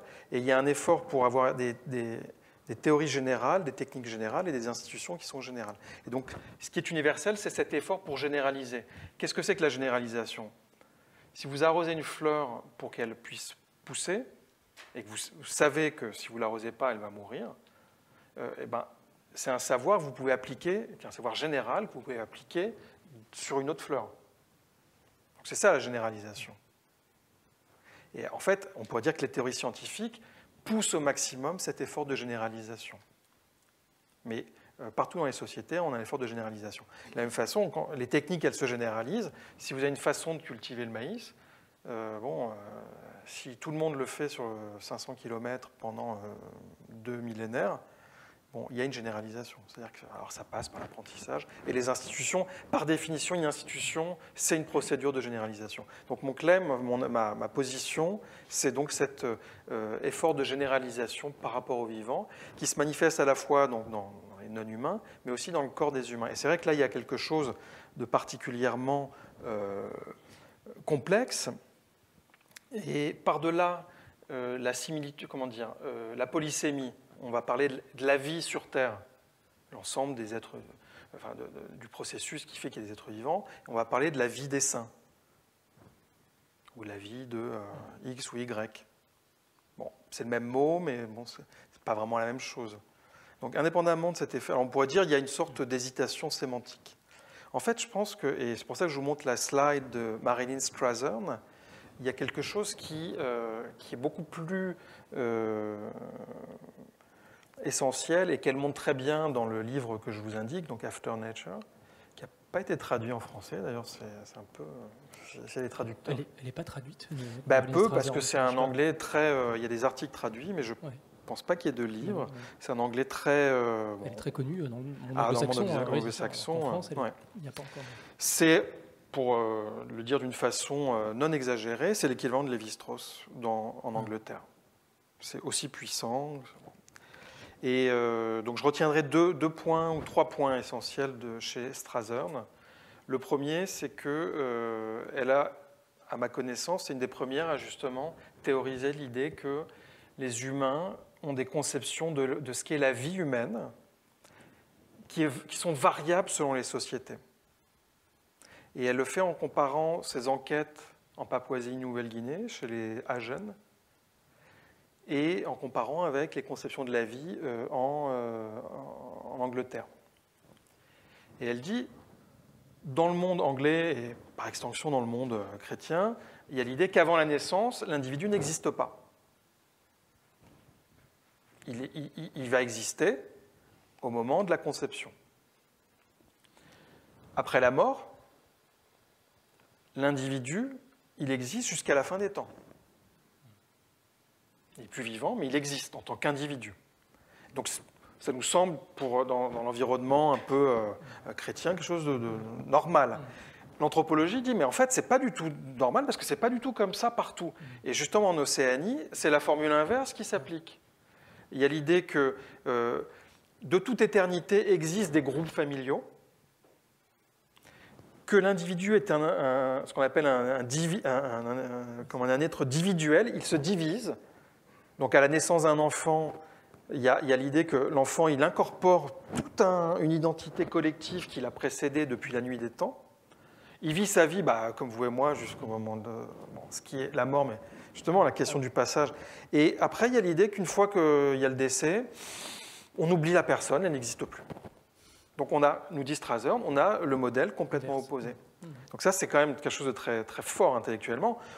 Il y a un autre exemple qui est peut-être plus connu d'une façon presque courante, c'est les théories de la réincarnation. Chez Platon, évidemment, mais dans le bouddhisme, c'est un cas typique d'une façon de concevoir le début et la fin d'une façon qui n'est pas la même que la nôtre. Et ce n'est pas que des vues de l'esprit, puisque ça embarque toute l'évaluation morale durant les vies humaines, de savoir que si vous souffrez, c'est qu'il y a eu une vie avant et que vous êtes en train de payer pour ce qui a été fait après. Si vous agissez mal, ça va avoir des effets futurs. Donc là, le découpage début-fin, il est différent de celui qu'on connaît et il est différent de celui qu'il y a en Océanie. Donc ça, c'est vrai que c'est l'effet, je dirais, de décentrement de l'anthropologie sur des points qui nous semblent les plus évidents. On se rend compte que ce n'est pas aussi évident. Et alors là où Strathern est aussi très importante, c'est qu'elle montre que ces théories-là, de la vie, de ce qui est une vie individuelle, elles ne sont pas détachées, elles dépendent aussi d'un cosmos, elles dépendent d'une conception générale de ce qu'est la vie dans l'univers. Et par exemple, elle dit qu'il y a une corrélation entre le fait d'imaginer le cours de la vie humaine comme étant des étapes depuis la naissance jusqu'à la mort. Il y a une corrélation entre cette conception individuelle et la conception de la création du monde et de son évolution, etc. Et donc elle invite en fait dans toutes les sociétés à chercher les corrélations entre vie individuelle et conception cosmologique de la vie. Et troisième point, là où aussi elle est très importante pour nous, c'est que c'est une anthropologue qui, dans les années 90, au moment où les biotechnologies de procréation ont permis de faire des réussites et des avancées stupéfiantes, il y a eu des débats à l'Assemblée en Angleterre, alors, dans le monde entier dans le fond. Et là, on a typiquement une situation où il y a une nouvelle possibilité technique qui est en fait la procréation médicalement assistée, qui permet de traiter des cas de stérilité, qui produit en fait un pouvoir sur le vivant qui n'est toujours pas un pouvoir de vie. Les humains n'ont pas le pouvoir de fabriquer un être vivant à partir de matériaux inanimés. Donc pour le moment, on a toujours besoin de celui qui fait vivre, si je puis dire. Mais on peut rentrer très très profondément dans les mécanismes vivants, chez les animaux, le clonage, etc. Les organismes génétiquement modifiés. Et donc là où l'œuvre de Strathern est fondamentale pour l'anthropologie, c'est qu'elle retourne le regard sur l'Occident et sur le monde britannique en regardant en fait comment les valeurs qui vont organiser les décisions concernant ce que c'est qu'une famille, ce que c'est que le masculin et le féminin, ce que c'est que les relations entre père, mère, etc., eh bien, elle montre que c'est des catégories qui dépendent d'un ordre social, d'un ordre technique. Et donc, elle fait la même chose que ce qu'elle avait fait en Océanie. Elle observe des pratiques sociales en montrant qu'elles sont des expressions et aussi des modes de détermination de nos théories de la vie. Donc, ce qui compte, ce n'est pas simplement de savoir comment ça fonctionne biologiquement. Il n'y aurait pas un donné biologique totalement donné. Ce donné, il est appréhendé à partir de nos catégories socio-techniques. Et l'autre anthropologue dont on peut parler, et qui est très importante parce qu'elle permet aussi dans la filiation qu'on peut décrire et dans la complémentarité par rapport à Descola, elle aborde la question des effets de la vie dans son œuvre à partir d'une attention très particulière qu'elle a développée en étudiant en Afrique de l'Ouest, en particulier chez les Samo, une attention particulière aux effets de la vie sur un organisme humain, les substances, la reproduction. Et donc elle a développé un projet d'anthropologie du corps dans les années 80-90. Et cet projet d'anthropologie du corps, on pourrait, de façon espiègle, dire que c'est une anthropologie de la vie du corps. Une anthropologie de la vie telle qu'elle se manifeste dans le corps humain. Et là aussi, elle voit qu'il y a l'observation des mécanismes de reproduction, de genre, etc., permettent d'observer en fait, qu'il y a des catégories intellectuelles associées aux techniques et il y a un ordre social qui est associé au traitement en fait, du vivant et à la conception de la vie. Et donc on pourrait dire d'une certaine façon que autant Descola s'est beaucoup intéressé à la vie telle qu'elle se manifeste chez les non-humains, Françoise Héritier, elle s'est vraiment focalisée sur la vie dans le corps humain, en fait. Tout en montrant que il n'y a jamais une conception du corps humain qui serait détachée d'une conception sociale. Par exemple, il y a des théories des substances qui vont faire qu'il y a des alliances matrimoniales qui sont autorisées ou pas. Il y a des phénomènes, par exemple la stérilité, qui peuvent être associés aussi à des phénomènes météorologiques. Donc, encore une fois, l'anthropologie est là pour restituer un cadre de cohérence dans une explication globale du monde. Ça ne veut pas dire que c'est scientifique, mais ce qu'on cherche à faire anthropologiquement, c'est à se dire si les gens ils ont telle idée, telle pratique, telle chose qui nous paraît un peu bizarre, mais en même temps, il y a plein de choses bizarres aussi dans ce qu'on fait nous-mêmes. Tous les humains font des choses bizarres. Mais le principe, c'est de se dire, bon, c'est peut-être bizarre, mais en fait, il y a quand même une cohérence quelque part. Pourquoi est-ce qu'on va, par exemple, cacher des œufs à Pâques? On ne sait pas très bien. Hein. Pourquoi on a un sapin de Noël? On sait, mais enfin, en fait, on ne sait pas très bien. Quoi. Mais ça a une cohérence. On peut retisser, et l'anthropologie, c'est ce qu'elle fait. Et pour bien retisser la cohérence d'un rapport au monde, le meilleur moyen qu'on a trouvé, c'est de comparer d'autres rapports au monde. Et donc, effectivement, la vie du corps, c'est des échanges qu'on a souvent eus, puisque vous avez écrit sur la question de la naissance. La naissance, par définition, c'est un phénomène que toutes les sociétés humaines ont observé. Alors, on voit des effets, mais en même temps, ce qui se passe vraiment, il y a quelque chose d'invisible sur la façon dont, à la fois, la procréation va être faite, pourquoi est-ce qu'il y a une ressemblance avec les parents. Donc, toutes les sociétés se sont confrontées à l'énigme de la naissance, et ça donne lieu à des théories, des pratiques et des ordres institutionnels aussi. Des interdits aussi. Et des interdits, alimentaires, notamment quand la femme attend un enfant, quand le père attend aussi un enfant, quand dans la famille aussi, il y a des activités qu'on ne peut pas faire, comme nouer la corde d'un arc, par exemple, ce qui va rendre la naissance plus compliquée, etc. Enfin, voilà. Alors on peut peut-être accueillir une première question. Oui, merci.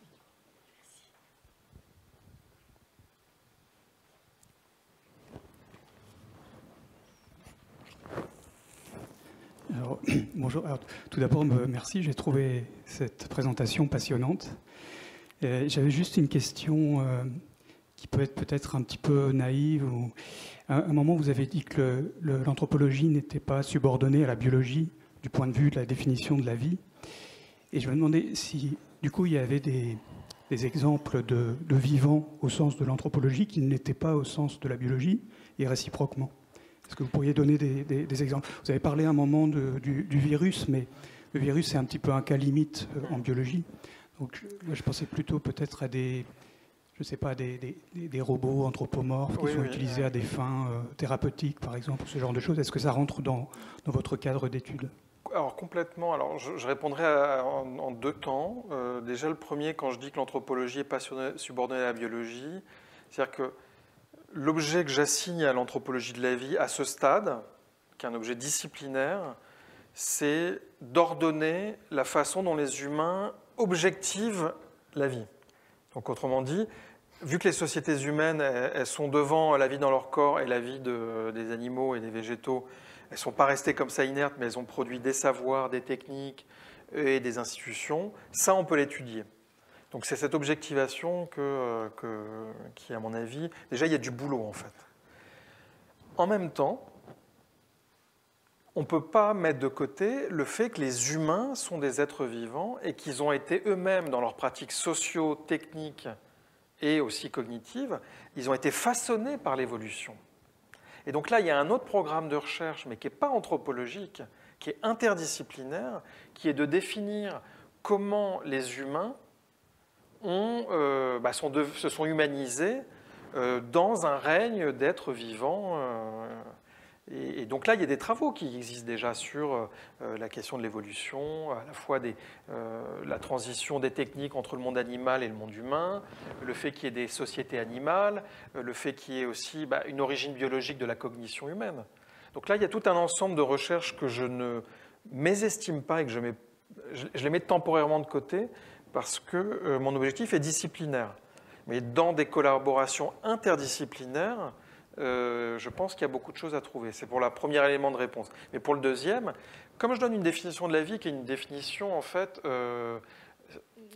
hybride. Comme la vie, c'est un mélange, la façon de se rapporter aux effets de la vie est une façon de produire des savoirs, des techniques et des institutions. Dans le fond, ça ouvre la définition de ce qui est vivant et non vivant. S'il y a des sociétés dans lesquelles on traite une statue comme un être vivant, ou une pierre comme un être vivant, ou une montagne comme un être vivant, du point de vue de la biologie stricte, c'est non pertinent. Mais en termes de relations sociales, c'est pertinent. Et c'est pour ça que j'ai une définition de la vie qui est extrêmement ouverte. En suivant des scolas, hein. Encore une fois, là, c'est vrai qu'il y a une façon de mêler inférence biologique et inférence sociologique. Et si je considère, par exemple, qu'un robot, pour reprendre votre exemple, j'interagis avec lui et je lui parle, etc., il est en vie d'une certaine façon. Donc je défendrai une théorie gradualiste de la vie et surtout une théorie dans laquelle il faut définir le fait qu'on n'a pas des définitions purement biologiques. On a des définitions qui sont toujours un peu techniques et un peu sociales. Donc évidemment, ça rentre dans le type d'objet qu'on étudie. Et même le dernier objet sur lequel on travaille depuis quelques années avec mon équipe, c'est l'exobiologie, c'est-à-dire la vie extraterrestre. Ça veut dire une vie qui pourrait exister, mais pour laquelle on n'a aucune trace pour le moment. On n'a aucune preuve d'une existence d'une vie au-delà de la Terre. Mais les progrès de la science, je décroche un peu, mais en même temps, c'est vrai que c'est des horizons qui sont fascinants. Et l'effet de décentrement, il devient maximal lorsque on discute avec des astrophysiciens qui détectent des exoplanètes à des milliards d'années-lumière et qui se demandent comment est-ce qu'on pourrait percevoir la trace de cette vie, comment est-ce qu'elle aurait émergé. Et en fait, en modélisant la façon dont la vie pourrait émerger, c'est là où il y a aussi quelque chose de fascinant pour l'histoire de l'humanité actuelle. On n'est pas capable encore de synthétiser la vie, comme je vous le disais. Mais on sent que quand même, il y a des savoirs qui sont en train de se mettre en place. Les armées sont mobilisées partout sur la planète. Alors paradoxalement, au moment même où la vie devient de plus en plus invivable, mais la possibilité peut-être de synthétiser des formes primitives de vie Il n'y a pas d'obstacle théorique, c'est ce que me disent mes collègues en sciences. Il n'y a pas d'obstacle théorique. Donc voilà, c'est pour ça que la science contemporaine est aussi un lieu où on peut mener des enquêtes. Et justement, cette transition entre non-vivant, vivant, elle n'est pas tranchée. Bonsoir, merci aussi pour le propos, c'était vraiment riche. Moi j'avais une question, je m'interrogeais par rapport à votre séjour au Mexique de 2 ans. Est-ce que ça a été long, est-ce que ça a été compliqué de changer de point de vue occidental et de se plonger complètement dans une autre culture pour comprendre est-ce que parfois vous n'avez pas l'impression de ne pas saisir totalement puisque étranger? Ou est-ce que vous étiez vraiment dedans et intégré? C'est ce que je me pose comme question. C'est une très bonne question. Bon, là aussi, j'y répondrai de 2 façons. Déjà, les sciences sociales ont cherché à saisir les humains de l'extérieur, comme je vous le disais. Donc on peut dire la sociologie, qui est menée par Durkheim à la fin du 19e, elle permet d'avoir un regard sur notre société tout en y vivant. Alors c'est à partir de méthodes quantitatives, par exemple la statistique, qui permet de dire, tiens, en fait, si les gens se suicident, ce n'est pas juste une décision personnelle, il y a des moments où ils vont se suicider, des types de religions ils vont plus se suicider que d'autres, etc. Donc l'effet de décentrement et de connaissance sur les humains, on peut l'avoir en étant dans notre propre culture. Après, l'expérience subjective de l'enquête, c'est dur, c'est long, mais c'est fascinant.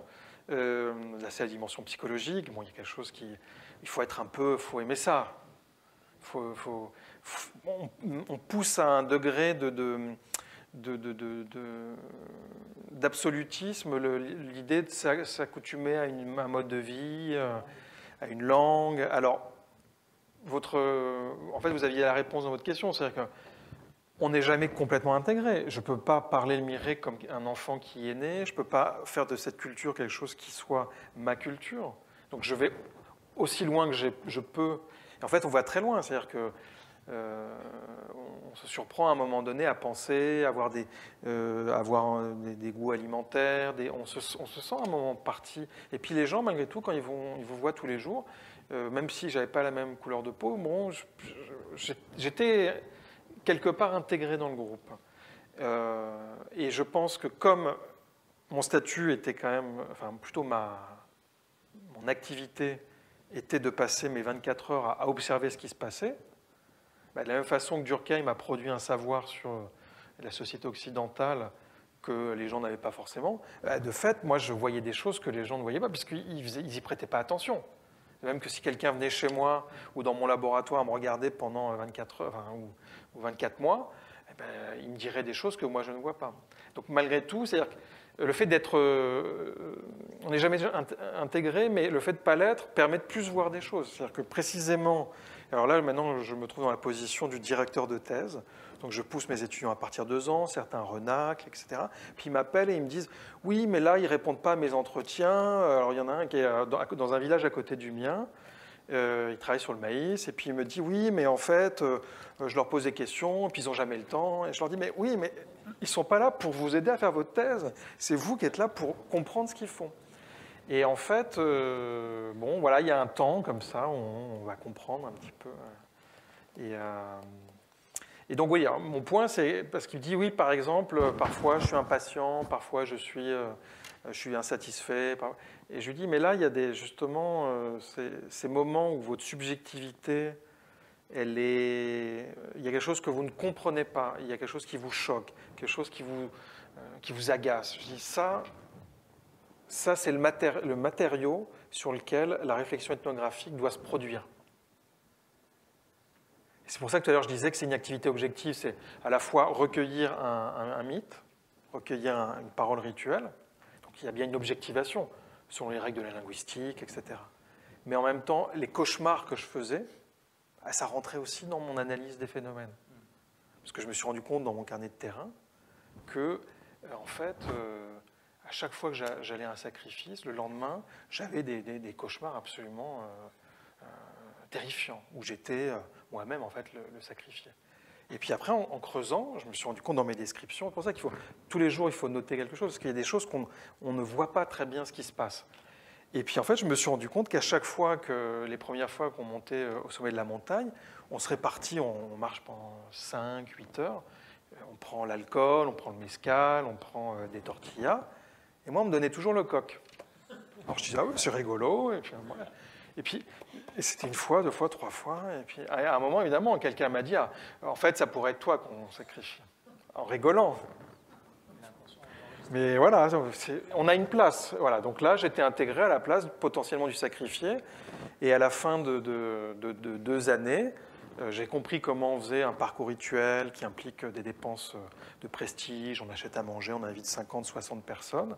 Et donc là, j'aurais dit, je veux organiser ce parcours rituel pour mon départ. Donc j'étais faire des offrandes, etc. Et donc là, j'avais une autre place. Je n'étais plus le sacrifié, j'étais celui qui organise.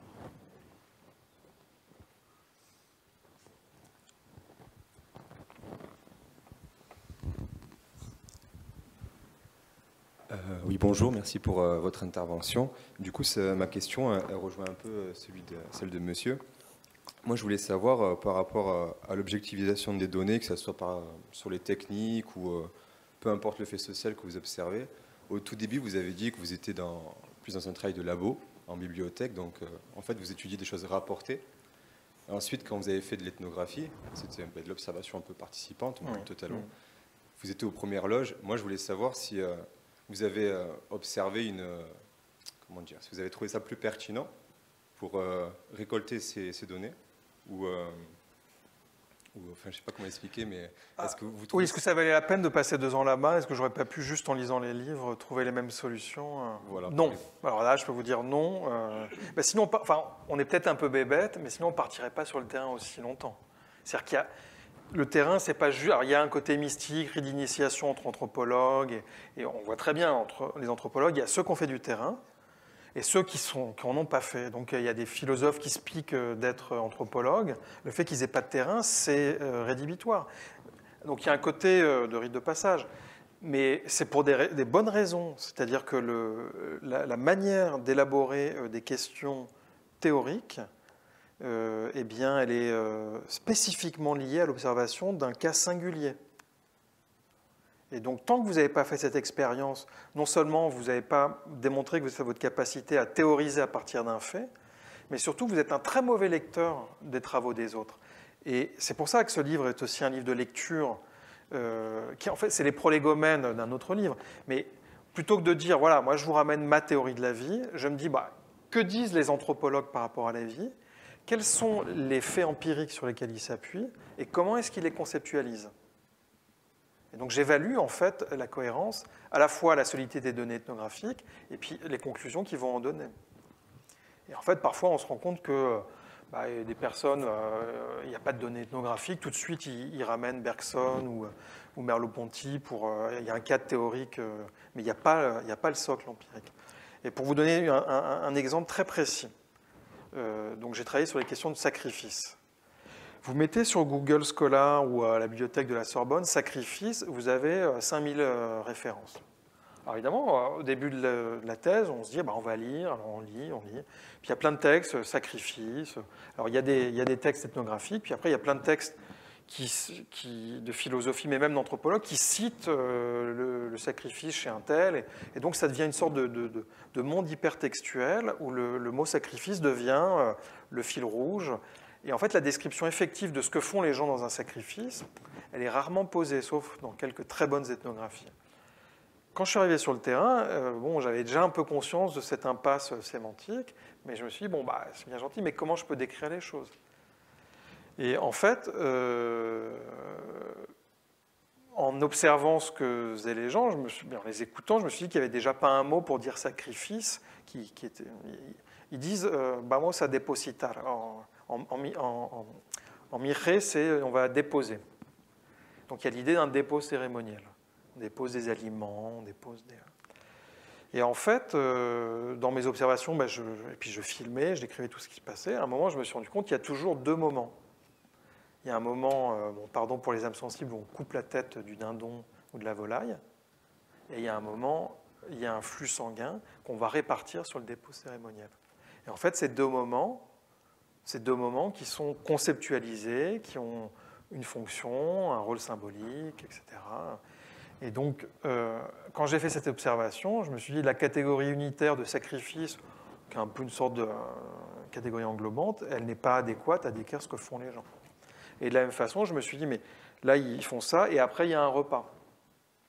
Et donc, et en fait, il y a plusieurs repas. Il y en a un au sommet de la montagne, un dans la maison. Et en comptant tous les repas, je me suis dit, mais qu'est-ce qui se passe? Et donc, on affine, en fait, et on se rend compte qu'il y a un lien entre ce moment du dépôt et le moment du repas, et qui est servi au sommet de la montagne, puis dans la maison. Donc, on affine, en fait. La bonne question ethnographique, c'est pas une réponse, c'est une façon de dire, tiens, il faut que je regarde de plus près.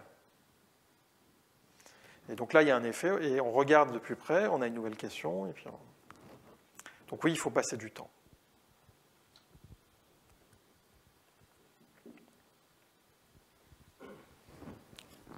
Bonsoir.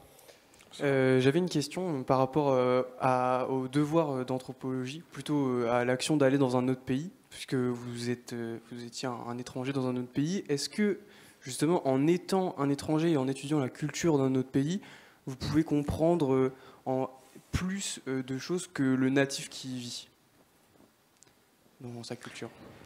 Alors, c'est une excellente question et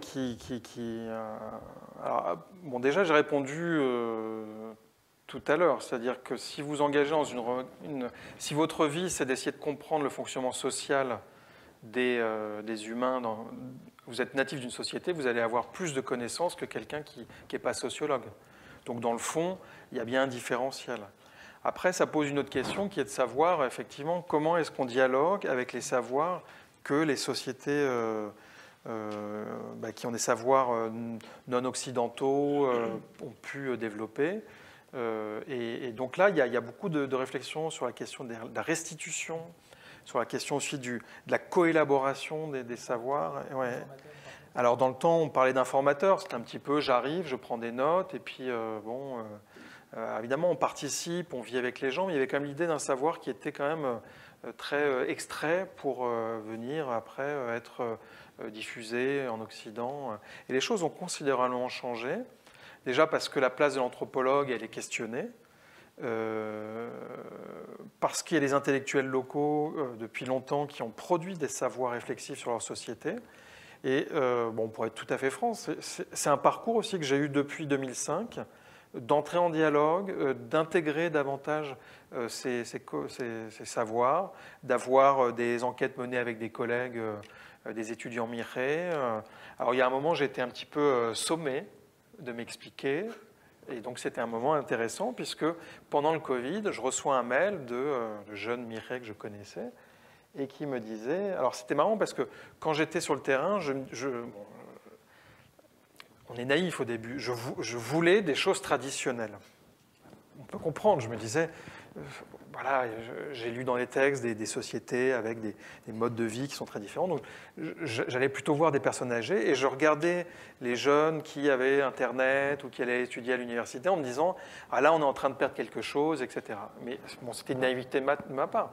En fait, il y a toute une génération qui émerge avec une double culture, à la fois une capacité en biologie, en linguistique, en anthropologie, et d'avoir un double regard sur leur société. Donc en fait, c'est un phénomène qui est fascinant. Puis il y a des revendications politiques aussi qu'ils ont sur le maintien des territoires, etc.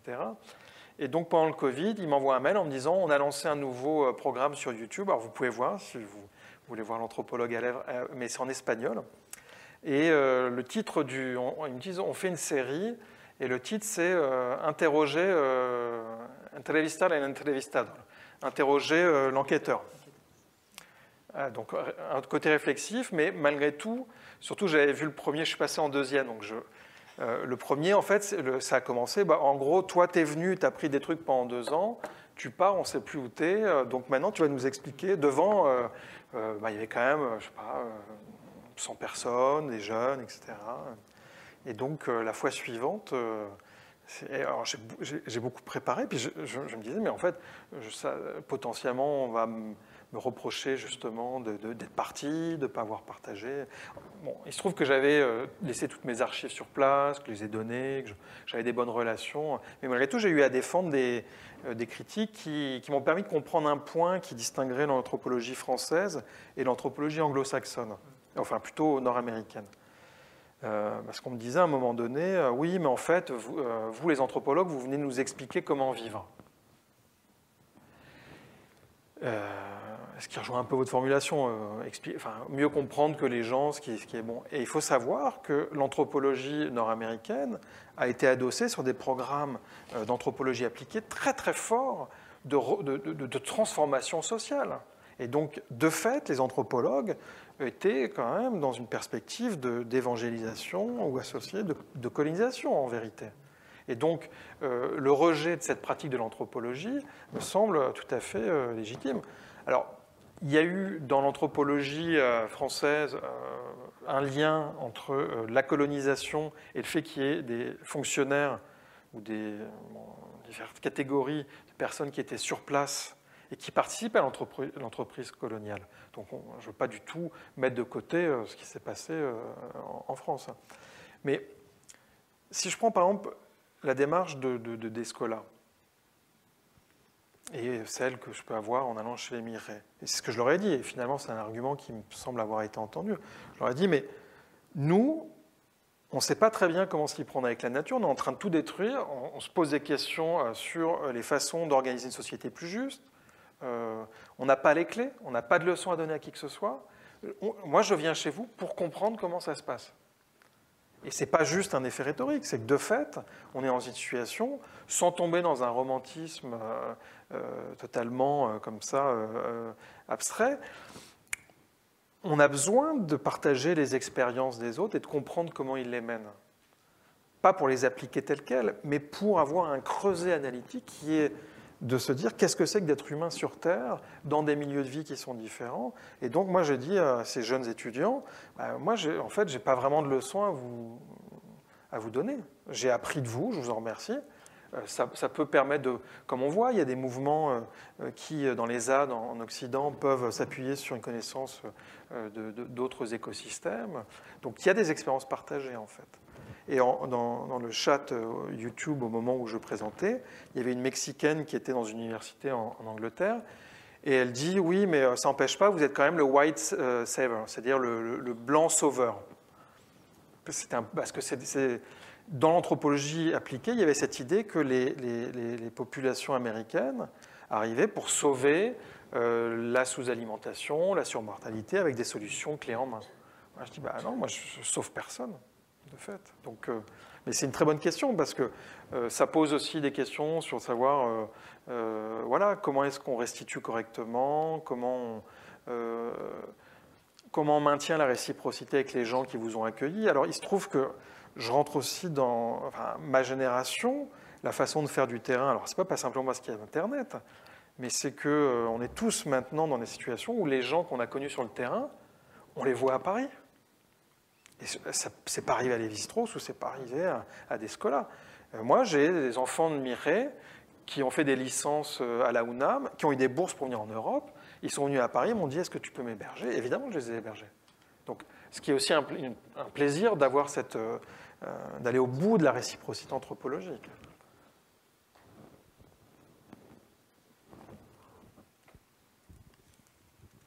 Oui, bonjour.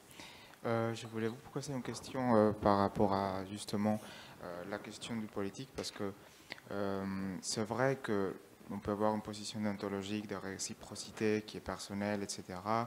Mais je pense que lorsqu'on fait une démarche très objectivante, comme vous proposez, dans laquelle je peux me sentir plus ou moins identifié aussi, et c'est vrai que je pense que l'anthropologie qui est plus dans la recherche-action, il va y avoir une orientation politique très claire où on va nous demander en fait de faire cet exercice de positionnement avec lesquels peut-être, c'est rentrer dans une autre vision de l'anthropologie, de la pratique qui est différente, dans le sens où on va parler plus de l'émancipation, on ne va pas venir sauver personne parce qu'on veut être objectif et du coup, voilà.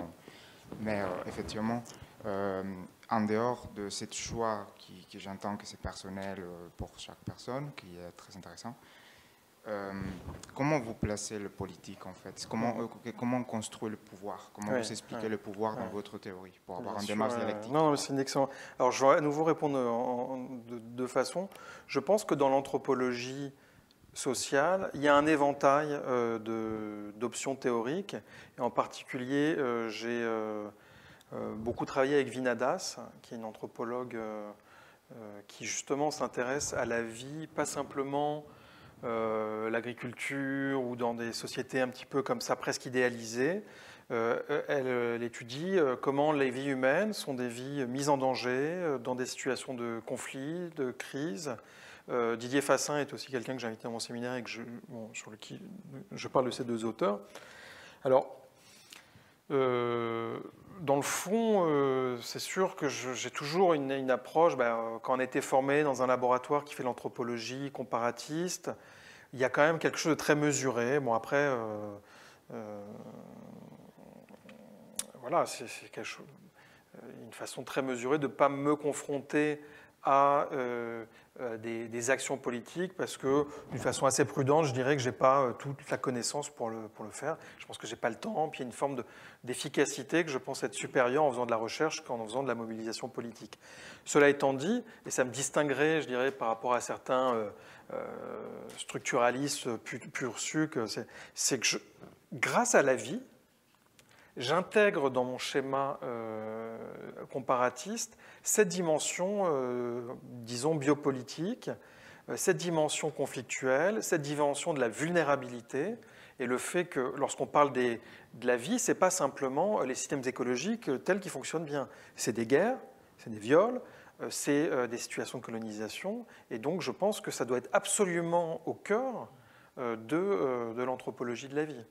Et donc ça a été mon propre décentrement par rapport à la culture anthropologique dans laquelle j'ai baigné pendant le début de mes études, en essayant de voir ce que ça apporte. Et concrètement, je pense que ce qu'apporte Fassin, Vinadas et tout un groupe de chercheurs qui se tournent autour, c'est d'essayer d'aller au creux de ce que c'est qu'une expérience subjective de la vie. Tout à l'heure, j'en ai parlé pour l'anthropologue, mais là, il y a une façon de dire on ne peut pas parler de la vie humaine si on ne décrit pas l'expérience subjective de ce que c'est que de vivre une vie humaine, et aussi, dans le fond, de ce que c'est que d'affronter des situations, entre guillemets, inhumaines ou invivables. Et ça rentre aussi dans le programme de recherche de l'anthropologie de la vie. Et donc ça serait le premier élément de réponse. C'est-à-dire que moi-même, je ne suis pas impliqué dans le sens où que vous indiqueriez, ça serait de recherche, d'action, etc. Mais non seulement l'éventail des options méthodologiques et des approches fait que je suis intéressé par ces auteurs, mais je pense qu'ils sont fondamentaux. C'est pas juste ah ben oui, avec Lévi-Strauss, c'est bien d'avoir aussi Vinadas, c'est que je pense qu'ils sont ensemble indispensables. Et un des objectifs de ce livre, c'est de mettre en fait des anthropologues qui ne dialoguent pas les uns avec les autres. Donc ma position politique, si vous voulez, ça serait de permettre à des options méthodologiques, anthropologiques, de dialoguer les unes avec les autres. C'est le premier élément de réponse. Et deuxième, d'une façon très comment dire, très centrale, lorsqu'on parle du pouvoir des métapersonnes, ça c'est un terme qu'utilise Martial Salins, qui est un anthropologue très célèbre, on fait référence au fait qu'il y a des ancêtres, des dieux, des esprits, dans toutes les sociétés, des entités à qui on attribue le pouvoir de donner la vie et de la retirer et de tuer. Et dans toutes les sociétés, il y a des métapersonnes. Alors, elles sont peut-être invisibles, elles ont peut-être un statut incertain, mais en tout cas, on vit avec. Et l'existence, en fait, de ces métapersonnes, elle est peut-être incertaine, mais elle tourne autour d'une question de pouvoir, précisément. Et cette question de pouvoir, c'est que les humains ne peuvent pas, jusqu'à nouvel ordre, produire la vie. Et donc, ils imputent à des entités non humaines ce pouvoir-là, ou à la nature. C'est un pouvoir qui échappe, en fait. Et donc, on pourrait dire que la dimension biopolitique du projet Anthropologie de la vie cherche à réfléchir à la manière dont les humains cherchent à influencer, contrôler le pouvoir sur la vie, qui n'est pas le leur.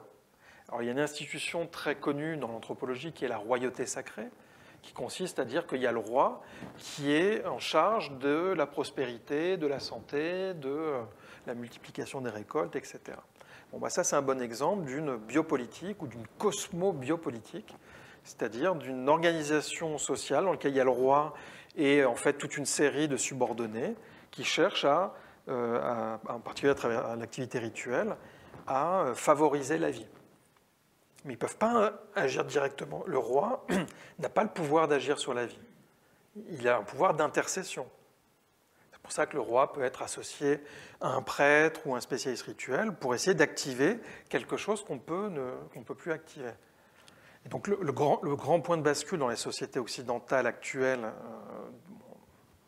disons vite, laïques, même si on voit bien que la laïcité est peut-être pas si évidente qu'on pourrait le penser, mais c'est que est en train de s'opérer la possibilité conceptuelle pour que les humains deviennent les détenteurs du pouvoir de vie.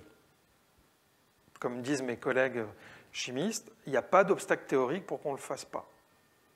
Mais pour l'instant, c'est une barrière qu'on n'a pas franchie. Donc là, quand on parle de changement anthropologique, c'est sûr que le moment où on pourra, de la même façon qu'on peut assembler des objets techniques, on pourra faire émerger la vie, c'est du même niveau que le feu. Et d'ailleurs, il y a une analogie, c'est-à-dire que les humains ont appris à domestiquer le feu pendant des siècles ou des millénaires, mais ils ne savaient pas le produire.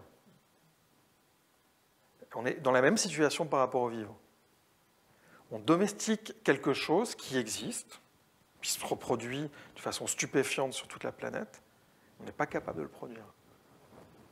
Donc là, il y a un enjeu politique. C'est pour ça que pouvoir avoir une information et un contrôle démocratique des enjeux des biotechnologies, c'est quelque chose de fondamental. Parce que les potentiels, enfin, si à un moment donné, c'est peut-être moins la possibilité qu'il y ait une vie extraterrestre qu'on découvre, mais en tout cas, si on arrive à avoir une capacité d'entrer vraiment sur des... Bon, là, actuellement, les dernières découvertes avancées en biotechnique permettent de faire des organoïdes, c'est-à-dire qu'on arrive à faire croître des éléments et avoir des micro-cerveaux. Alors, il n'y a pas encore les capacités cognitives associées, mais enfin, si on se place sur le temps long, voilà, il va y avoir des pouvoirs, y compris rien que le pouvoir de domestication du vivant, pose des problèmes démocratiques.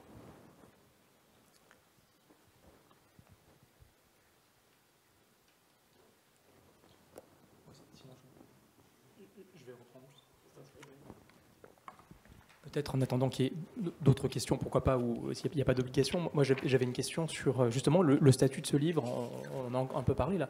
C'est que tout à l'heure, vous déploriez, vous dites que les étudiants aujourd'hui ont du mal à se libérer 2 ans ou 3 ans, disons sur un temps long pour faire du terrain. De même, vous déplorez aussi d'un autre côté qu'ils ne lisent pas. Donc, alors, du coup, c'est un peu inquiétant, parce que s'ils ne font pas de terrain et s'ils ne lisent pas, voilà, comment on fait de l'anthropologie. Mais ceci dit, alors... c'est pas anodin et c'est pas inintéressant et c'est vraiment quelque chose qui a un sens fort, je crois, de lire les anthropologues et d'utiliser, parce que habituellement, effectivement, la démarche anthropologique, en tout cas ethnographique, qui prépare l'anthropologie, c'est l'observation et l'écriture.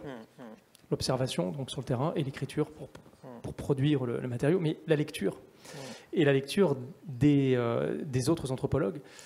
Ça, c'est vraiment un geste que je trouve fort. Et d'ailleurs, ce qui rejoint une question que je me posais sur la couverture, en fait, parce que on est parti tout à l'heure, on a commencé par la bibliothèque. On est allé de la bibliothèque au terrain. Ouais. Et donc, revenir à la bibliothèque, c'est intéressant, parce que finalement, peut-être que ce qui reste aussi de cette pratique initiale de la lecture revient aussi dans ce livre, paradoxalement, après la sortie du terrain. C'est la lecture, encore une fois. Comme aussi matrice d'ouverture, parce que j'imagine que la lecture, c'est pas non plus une fin en soi, qu'elle a du sens aussi, en ce sens qu'elle vient vitaliser ou animer aussi l'observation. Enfin, en tout cas, c'est ça qui m'intéresse, c'est de savoir quel est le statut de la lecture comme méthode anthropologique? Ouais, Parce qu'a priori, ça ne va pas de soi que la lecture soit une source d'anthropologie. Enfin, voilà. Non, c'est une excellente question et en plus qui fait écho à ce que je disais au début. Alors déjà, petite histoire par rapport à la couverture. Donc la couverture, c'est une image qui est libre de droit sur le site de la Wellcome Collection et qui représente la bibliothèque de New York. Bon, c'est moi qui ai choisi, mais au début, mon idée était de trouver des ethnologues en train d'écrire sur le terrain. Donc j'ai fait mes premiers mots-clés, anthropologue, écrivain sur le terrain. Bon, on fait tous comme ça. Donc alors, il y a des trucs plus ou moins satisfaisants, je passe les détails. Puis à un moment, je me dis, oui, mais si j'en mets qu'un seul, ça va pas. Et puis à un moment, je tombe sur une super image de Frank Boas, qui est une sorte de figure tutélaire, assis en train de lire un livre comme ça. Et je me dis, mais en fait, bon, c'est peut-être autant que l'écriture, c'est la question de la lecture. Une belle bibliothèque derrière, magnifique couverture, libre de droit. Bon. Je me dis, c'est génial, sauf que il y a un carré bleu, donc ça coupait la tête de Boas. Alors là, j'ai demandé des amis, les personnes travaillant dans l'art contemporain me disent oui, c'est super, ça donne un côté décalé, etc. Et puis les gens, bon, un peu plus prenant moins de risques, m'ont dit non, on ne peut pas faire ça. Bon. Et donc c'est là où j'ai mis cette photo-là. Après, sur la question de la lecture... Il y a un sens, pourquoi? Non, après, il y a un moment, on doit trouver une image qui soit un peu attractive. Parce que du coup, c'est étrange dans la démarche anthropologique. Oui, alors, sur la question de la lecture, comment est-ce que ça se produit? C'est que je pense que les étudiants ou les collègues, on doit faire les deux. C'est pour ça que, dans le fond, c'est une discipline qui fait émerger des œuvres tardives, quand c'est bien fait. Et, il y a une naïveté à penser qu'on va donner un matériau qui aura beaucoup de sens pour l'anthropologie en se passant totalement de lire les autres. C'est certain que faire l'état de l'art, c'est quand même une base de toute activité scientifique. Alors à ça s'ajoute aussi, pardon de mentionner encore à nouveau son nom, mais Descola, quand j'ai assisté à ces séminaires au Collège de France, à ces cours au Collège de France, le cours, c'est 45 minutes de description ethnographique puisée chez d'autres auteurs et 15 minutes d'analyse à la fin. Et en fait, par de la nature et culture, on retient un petit peu les conclusions. Et y compris moi, en fait, je sens que j'ai parfois une sorte d'impatience. C'est pour ça que je suis encore sur un chemin de... Il faut retrouver la patience dans la description ethnographique parce qu'il faut laisser au lecteur la possibilité de tirer des conclusions autres à partir des données que vous proposez. Et en fait, moi, je fais une partie du job en montrant que là, il y a une cohérence entre certaines données. J'essaie de voir quels sont les ordres de faits sur lesquels ils travaillent, quelles sont les conclusions, est-ce que c'est cohérent, pas cohérent. C'est plus facile quand on fait soi-même la critique, en fait. Donc là, dans le prochain livre, je dois reprendre en fait des pages de description qui proviennent. C'est comme si le prochain livre était un livre fait à 50. Il y a 50 auteurs qui ont mené, ou autrices qui ont mené des enquêtes de terrain. Et j'essaye de voir comment collectivement on débouche sur une conception de la vie qui soit comparatiste, qui laisse la voie aux théories vernaculaires, qui permettent de mieux comprendre les sociétés humaines. Donc c'est un programme qui est, et même le livre, il est un peu ambigu. Enfin ambigu, il y a une forme d'ambivalence. Il y a à la fois une façon très, humble de dire ce que disent les autres, mais il y a aussi une façon de se mettre au centre d'un domaine en construction et de voir, en fait, d'avoir une vision de surplomb. Donc, voilà. Mais cette ambivalence, elle s'efface si on considère qu'il y a l'idée vraiment d'une démarche collective. Et ça, j'y suis très attaché. C'est d'ailleurs pourquoi... je vous montre rapidement une référence aussi d'une équipe que j'ai créée au laboratoire Anthropologie sociale, ce qui est aussi une façon, à travers cette équipe, dans laquelle il y a des doctorants, des post-doctorants, des chercheurs statutaires. Ce n'est pas simplement une recherche personnelle, il y a vraiment l'idée qu'on dialogue ensemble. C'est aussi l'image du séminaire de mon laboratoire depuis plusieurs décennies. Voilà, la table est ouverte, on fait venir des gens, ils présentent leurs données et on cherche à penser collectivement aux moyens théoriques pour penser la différence culturelle. Et donc c'est sûr que c'est quelque chose à quoi je suis très attaché. Donc voilà, c'est une façon de faire de la science qui est moins égolâtre que certains auteurs. Bon, je ne vais pas nommer, mais voilà, il y a des auteurs. Si vous voyez un auteur qui vous dit « moi, je vais vous donner le secret de la vie », déjà, vous pouvez vous méfier en général. Ça me paraît une belle façon de conclure sans conclure aussi. Et donc, voilà, de vous remercier, Péric Pitrou, pour cette magnifique discussion, cette présentation de l'anthropologie qui donne envie aussi d'y aller aussi. Bon, il faut du temps, hein, bien sûr, on l'a compris, mais en même temps, c'est une belle, un très beau parcours et une très belle réflexion. Il me reste à vous remercier également toutes et tous pour votre attention, à remercier aussi le Musée d'Histoire naturelle pour son hospitalité et à vous souhaiter une excellente soirée et une excellente continuation dans Cité Philo. Voilà, merci beaucoup.